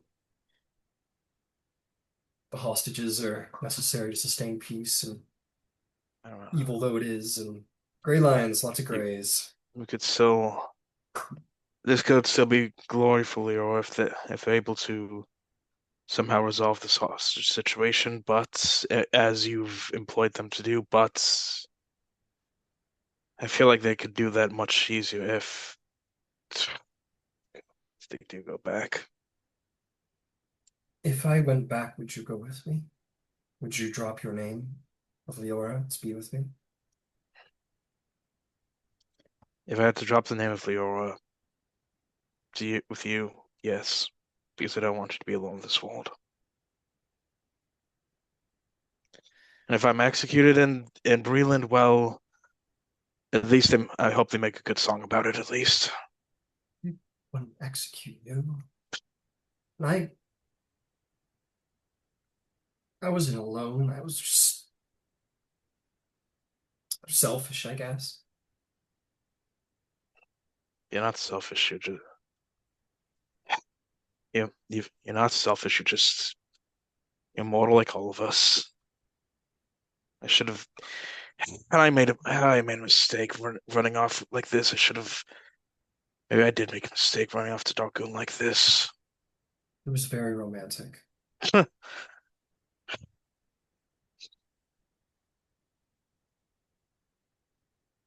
I thank you. I will I will think on this. I think your Baron and the other Viceroy deserves to see the letters that pass through me these days. I got a rather nasty letter from my brother a couple days ago. I suppose he is as scary as the stories make him out to be. He is he's the King of Karnath. He may he may vie for peace, but he is oh, he's the King of Karnath. I He's a good man. He just, well, you know how family can be with one I another. I admired him so deeply for making the peace, and now I feel like I've just damaged it all for him. I've insulted him and ruined his project a little bit. I don't know what the right answer is. I don't even know who to ask. I will think on it.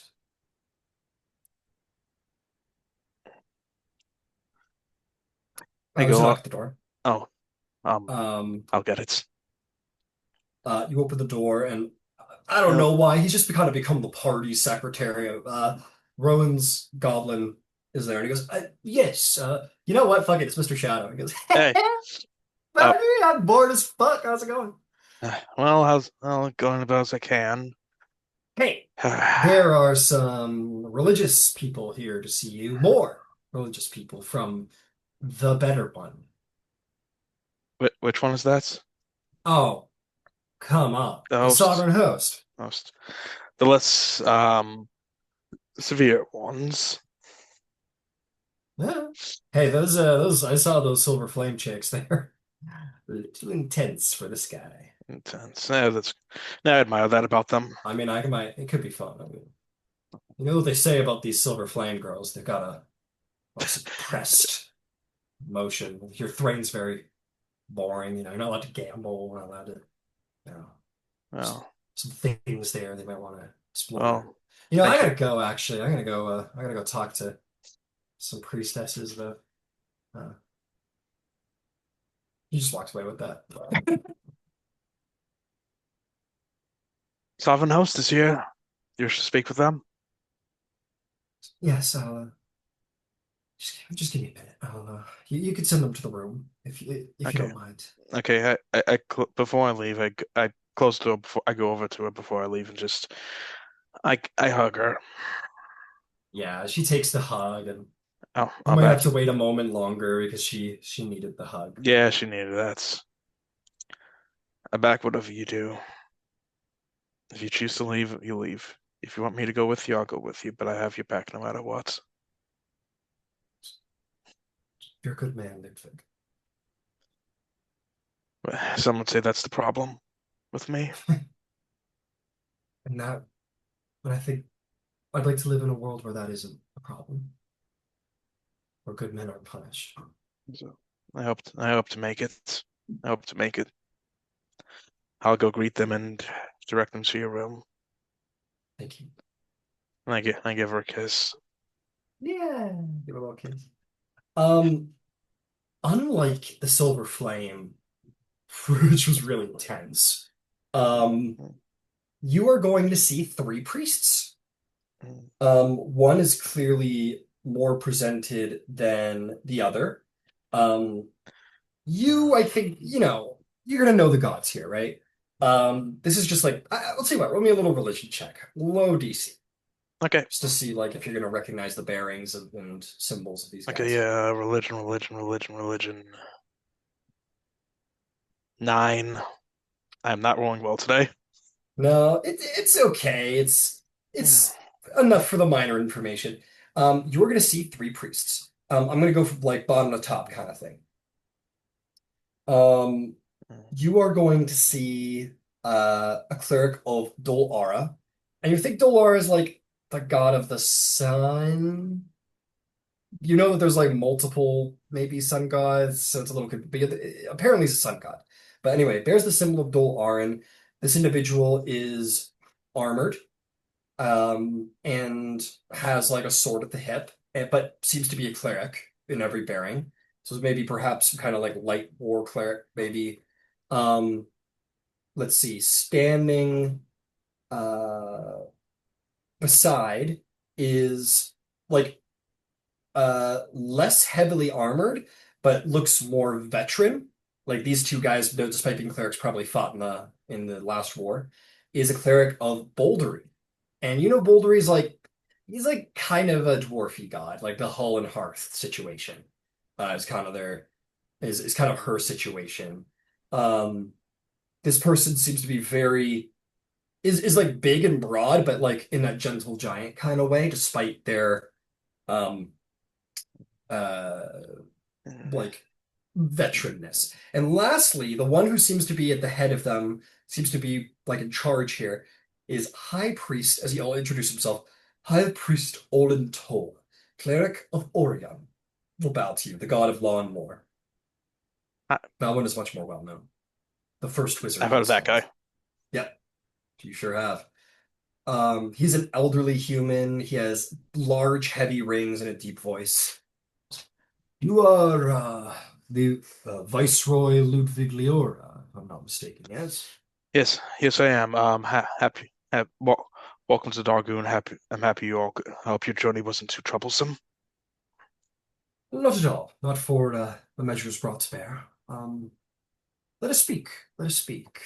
Would you It like would to be speak good of for us to... Princess Haydeth? Yes, of course, if you would be so kind. She's in her room alone at the moment, but I can show you the way.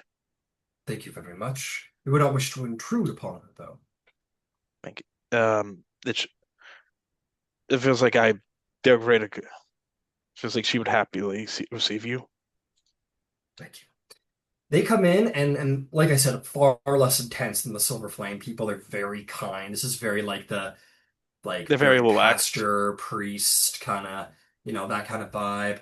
Um, and I'm gonna skip by some things you already Yeah, received. This is the second yeah. interview you're receiving. Olin Tor, the cleric, sort of speaks at you of the situation at hand. He goes through every step, including the murder at the border, the killing of the soldiers at the border, the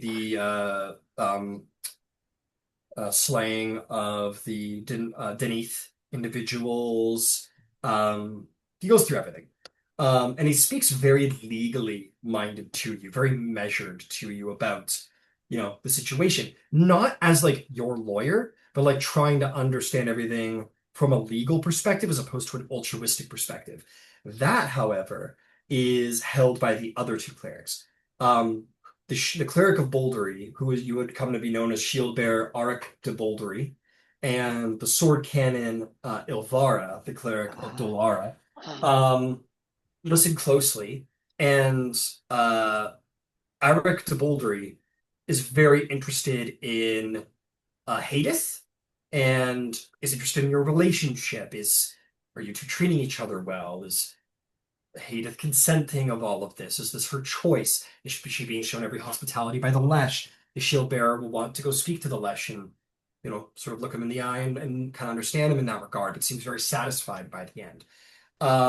Irvin, however, is very interested in you, Ludwig, and watches you very closely. But very quickly, the scrutiny turns to approval as this individual seems to be very interested in honor and sacrifice, accountability, and very much sort of fits how you behave and have acted. And in the end, I'll tell you what, roll me a persuasion check. I'll give you advantage because Haydeth is obviously backing you up. Okay. No problem.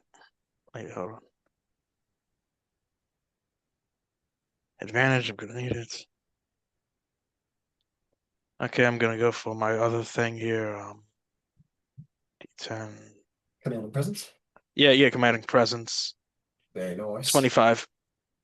Nice. Yeah, by the end of the like it started off very well, and you could tell like the suspicion they're trying to get at the situation, but they start very neutrally, and by the end they seem very like immediately interested in um you know uh Ilvara of Dolara is very impressed by how honorably you have acted, the sacrifices you've put forth here, the accountability you've shown.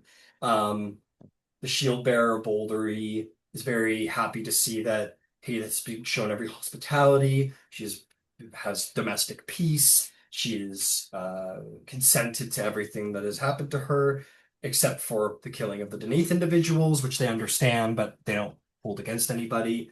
As she doesn't like that part, but High Priestess Olentor acknowledges that it is well within the legal rights of the Lesh to have enacted that justice, and measures everything legally and says, well, if the princess is being taken from the lands of Brayland of her own consent and her own will, and these soldiers intended to take her back against her will, and your soldier acted honorably in order of her defense, these would be technically self-defense. I think I could confidently say that and feel comfortable speaking of that if that is indeed what happened. As for the deaths of House Deneath, again, it is well within the legal rights of the Lesh to protect his guests and um, perform these things on anyone they will. It is well within their laws to do so, and the Treaty of Throne holds. And as far as I can see, all precedent and doctrine seems to be well respected. There's just one last thing. Would you two be willing to submit to a very brief zone of truth, just to confirm that everything that has been spoken here has been in honesty? Everything we've been spoken to, we've spoken of so far, yes. Excellent. A quick zone of truth is beheld. You confirm it. They end it immediately. Uh, He says, "Thank you very much. We will be attending the feast, and we will have some minor words of conversation with other people around the palace in House Leora. But we will be here for the feast. But we are largely satisfied, and the sovereign host is very happy to give you your backing. We have limited legal rights, but we can certainly provide you with support that the people will surely back. The sovereign host is well regarded, and I do believe the Lesh is a worshipper of the sovereign host itself, and thus Dargoon itself will be happy to follow." Yes, thank you. Dordon, yes, it is great respect for Dordon. Thank you. Of I course. stand up and shake his hand. Yeah, and he shakes hands with all of you, and um, in the days to come, these priests will bump into Lois and Rowen, and it will definitely not be an interrogation on your part. It's very friendly. Um, and we'll just be very open about what Ludwig has said and be like, "Does that sound all right to you?" And um, be like, "How do you feel about the situation?" And just kind of get like, dip their toes into your input and ask some very, very non-probing questions, but very sort of polite questions. And these are much more the humble priests who are looking out for everybody, and we'll get an opinion here, an opinion there, and just try and get a feeling of the goodwill of everybody present. Not nearly as interrogative and exacting and intense as the Silver Flame. Um, those two factions do meet to the amusement of some people once in a while, and there are some passive aggressiveness is shared uh, between the two, and then they move on from each other. If anyone's interested, the Sovereign Host and the Silver Flame tolerate each other, but largely the Sovereign Host believe the Silver Flame is like like they're misguided, and too youthful to like, whatever. And the Silver Flame just believes the Sovereign Host is wrong. That they are not the true religion, period. Whereas the Sovereign Host is like, yeah, they're a religion, but they're very young and maybe a little misguided. Um, and yeah, and that's where they stand, so they tolerate each other. It's quite amusing when they run into each other. It's very passive aggressive. Um, um, like the Silver Flame will speak of their martyred lady, and the Sovereign Host will say, "Oh, of course, anyone who has sacrificed themselves in the wars surely looked well upon by the sovereigns." And it's a lot of like religious jargon, like a Star Trek and Star Wars fan going at it. Um, and but yeah, you seem to largely have um, the support of both factions, which is good because you guys, I mean, at the end of the day, have the moral high ground. Okay, that's something. And that's what these two factions represent is the moral high ground, pure and simple. So that's very good. The message does get passed on from Haydeth to Lois and Rowen from Boreal. And yeah, she doesn't she doesn't uh, she'll answer any questions you might have if you do have any about any of the letters, really. But you could tell that she gives this letter with a little bit less like have fun gossiping about like the brain. The boreal one seems to come with a bit more of a heavy heart. Like it affected her, you can tell. Rowan would respond Yeah, by all means. To who? to Haydeth. Oh yeah, absolutely. I was gonna say because It's no. Mhm. Yeah, She so probably shouldn't necessarily be showing you guys this letter, but she does anyway. But yes, by all means, please go ahead. the point for me was always about your freedom. If you want to be there, you can be there. That's okay too. For whatever reason, it's okay. I am.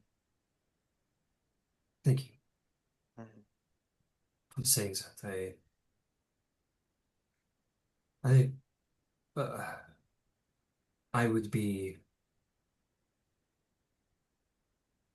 I don't know. This has been such a whirlwind, and I would be. I don't know if I could live with myself if another war broke out because of me.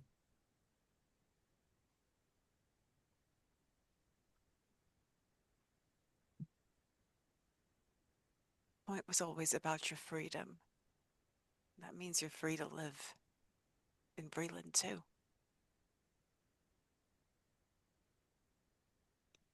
Whatever It's it is that you want, responsibility. you've got respond.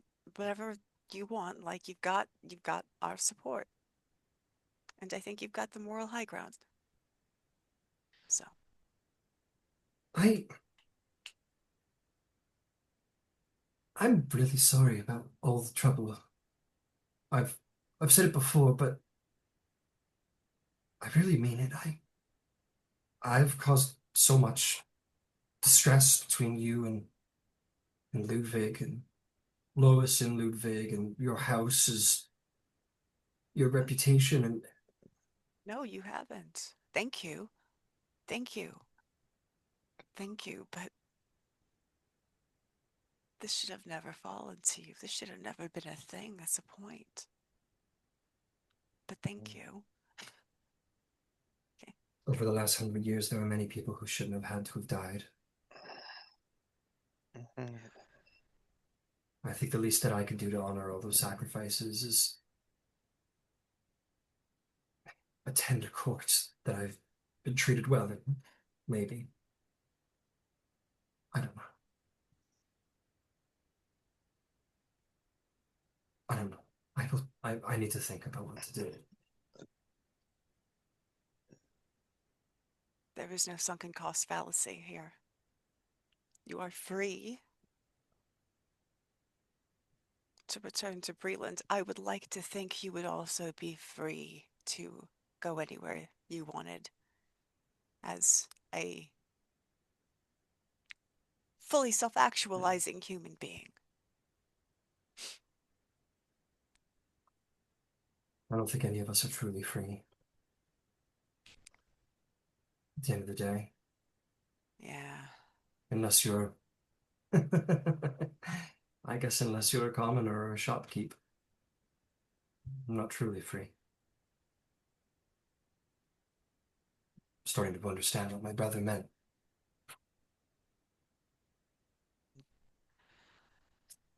But I still Thank you. believe in peace, right? We can figure this all out. And it doesn't have to be on your shoulders. It's on all of our shoulders.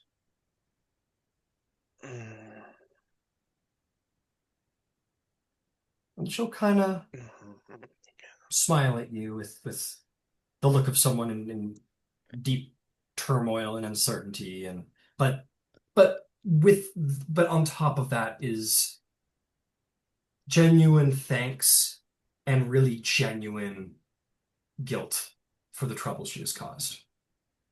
Do, And she'll do, just kind of do you hug? I don't know. Does she hug? Let me see. Uh, I'm sure. Fuck. I'm not as fast as she is, but I'm sure she says something very witty about the undead and the embrace of death or something along those lines. Let me see if I've got anything. I would, Uh, I would embrace it. I would take any embrace, even if it was the embrace of death at the moment. Dude, inspiration. That's exactly what she Hey! says. That's what she says. Yeah, and she will accept the hug with that. Thank you, Ludwig. That was great. Um, and we'll call her there. We'll call her there. Okay. As an interesting note, I'll bring up that would have been relevant in the letter from Thrain, is I realized that Thrain never dispatched exchange hostages. It was Oh, only Boreal and Karnath yeah. that sent hostages. And I think the reason why they sent hostages to Thrain without requiring reciprocation is because Thrain is meant to be A, the moral mediator, and B, represent the larger threat to the country who fails to uphold the peace. So if Karnath were to break the peace, for example, then they have to not only contend with the turmoil in their own country for, whatever happens to their hostage, but also they have to face down Braylon and Thrain now. Yeah. So it kind of adds stakes to it, and Thrain essentially exists as a moral mediator. Um, and I think it was kind of interesting. I guess it makes sense. Between all three of them, I guess they're the least powerful. Thrain? Yeah, I guess they're the least powerful. I mean, they're sandwiched in between all the other I nations. I don't think that there's a single nation that could be considered more or less than the well, Syria could maybe be considered a little less than the other nation. That was a rough joke. Too soon? So, anyway. Uh Did um you enjoy the play, Mr. Lincoln? Ooh, sorry. Yeah, Mrs. Lincoln. Yeah, um yeah, no, but I think the point of the current state is that none of these nations have anything on any of the other ones. yeah. I feel like it's going one direction for Ludwig and Haydeth. Damn, Carnath, Ondare, and Braylon, not talking about Syria, of course, must be like so pissed because they lost so much land in the war. Like Oh yeah, Ondale lost a lot. Braylon was Zilargo, Braylon, Drome, and the Shadow Marches. Ondare had the entire Elden Reaches and lost their capital to Thrain. And then Karnath had the entire Talenta Plains and the Maror Holds. And I'm pretty sure the Lazar Principalities and Kubar. They must be like I feel like Saya had some of that before, but Sire that was had pre-war. Valinar and yeah, Salinar. They had Valinar and Dargoon, and Valinar and Dargoon got usurped by their own mercenaries Yeah, because they're running out of soldiers fast, so they hired Hobgoblin mercenaries from Deneath and Arennial elves, and then both of those factions turned on Ciri and claimed Valinar and Dargoon as their own provinces out from under them. And then Ciri was like, "Wow, we're really fucked. If we need a fucking miracle to supply this army." And Merrick's was like, "Bro, have I Aneth. got the thing for Yeah, you?" It might not have been Merrick's. It was his dad, Merrick's dad. But still, yeah. Merrick's dad was like, "Yeah, I got the thing for you." And then the war flipped. Sure. Hmm. What what kind of weapon does Haruk have? Haruk possesses actually like a really culturally relevant blade. Um, this is sort of like the Excalibur of the Dargoon people. Um, he possesses um, the Scarlet Blade, and it's like I said, it's basically like the Excalibur of the Dakani people. So Sorry, I much so was that he is known as Haruk of the Scarlet Blade, and he wears it everywhere. well, I guess I won't be making him a, a weapon as a wedding gift. Shit, he could dual wield. Or you can make him a cool suit of armor. Fuck, I don't Yeah, know. Well, I was gonna say, what kind of armor does he wear? Leather armor? Does he wear? Just from his picture, it looks kind of half plate to me. I mean, adamantine his armor. his his arms are exposed, so I would say that's probably half plate. Is he a dex fighter? Not in half plate. Maybe. The Scarlet, I mean, look at the picture. I guess the Scarlet Blade looks it kind of looks finesse. And let's be honest, Haruk is not like wildly buff like some hobgoblins are, you know? He's clever. Uh, um, he is a fighter rogue. He is 10 levels fighter, 2 levels rogue. Oh, So he's probably a dex fighter, yeah. I can see that. Scarlet Blade, I guess, is kind of like a rapier style weapon, maybe. Yeah, that's what we'll say. Yeah. Yeah, All right, so maybe I need to make him. Maybe I could make him half plate. Oh, mm, That'd be tight. Or shit. I mean, he's a skilled guy who can say that he doesn't dual well, wield, man. Maybe you can make him another weapon and he can fucking, you well, know. all right. I full know what up. I'm doing next week. I haven't. She hasn't trained in a while anyway. I think she's gonna throw a wooden sword at her rook and be like, "All right, I might have to ride in a battle with you." So see if she can figure figure Yeah, out if he could use yeah, a second sword or a yeah. I'm suit of armor leaning. more. Yeah, that'd be That'll actually awesome. be, I think, a very fun interaction. I'm actually pretty excited for that interaction. I love Haruk, man. He might be I my love favorite him. NPC right now. I am Yeah, liking Haydeth though. I'm liking the Oh, she's conflict and the amazing.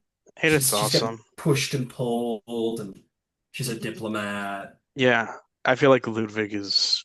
I think he's settling on an answer here. Like she's probably gonna have to go back, and I think Um, Lud might have to go with her. Would go with her. maybe. Well, let's Well, I know not. I said we'd get to Let's. the feast this week, but But we found a way to talk and more. This is what we Let's can not do in this game talk. let's not I love it. comply in advance, right? Let's not yeah, com yeah, Yeah, no, yeah, yeah. seriously, let's not comply in advance. And Yeah, also, unless you've got another table set up, it's not like we have to end next week. So like we got some time and it's good. yeah, that's right. Uh, but absolutely. yeah. Oh God, I just realized Haruk has no idea that she can handle a sword because he would never teach her before. Yeah, Ooh, the last time he saw you, you're just kind of a floundering, like, rebel. Rebel without a cause, and basically gave you, like, some aristocrat training, I'm essentially. Like, I'm kind of now imagining Rowen and Rowen dueling like in the like they did in Zorro, and that first Zorro film. dude, don't spoil next week, bro. What are you doing? But yeah, That's hysterical.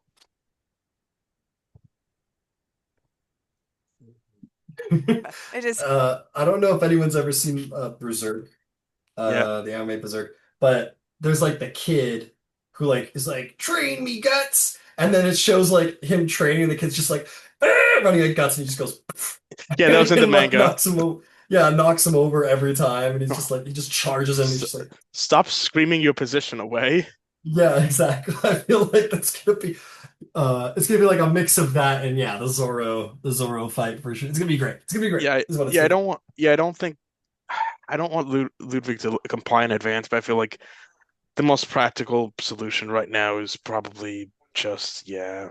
And he Yeah, I may think need hey, I think I think what I'm like learning more and more is I'm like, I don't know, I've been doing a lot of research in like warlords and like personalities and stuff. I think the greatest skill that marks a great warrior is patience and not mhm. reaction, essentially. Yeah. 100%. And yeah, because like in a dangerous situation, it's very easy to panic, to react, to do the first thing that seems like the right thing. It's the person who thinks and waits who will win. Well, I'm looking forward to next The week, guys, and happy. Actually, I don't have to go right now, but like Merry Christmas and Happy New Year and stuff. Yeah, Happy New Happy New Year, Year, Merry Merry Christmas, Christmas. I'm everybody. good. the Yeah, I'm the also yeah. the sword community has a word for that, Ryan, Oh, and the French for it is sang-froid, cold blood. mm, cool, cool, Just cool, as much cool. reaction as you need to have, not an inch more. Mm, I Just like that. nothing. Yeah, I like that. I like that. Yeah. I've I'm in my And it home is game. I'm way harder to pull off than you would think. Man, I started playing some like Total War recently, and I'm like, shit, it's hard. I'm like, it's a fucking video game, and I'm like, be patient, be patient. It's hard. Yeah, I gotta imagine it's very hard in a sword fight to like keep calm. Yeah, but also it's like just push when you need to push. Yeah. And to not push when it's time to not push. That That's the I hard think one. that's the harder one. Yeah, because I think the instinct is to, it's harder to wait, let them strike at you first. Step back, Well, evaluate Sun Tzu.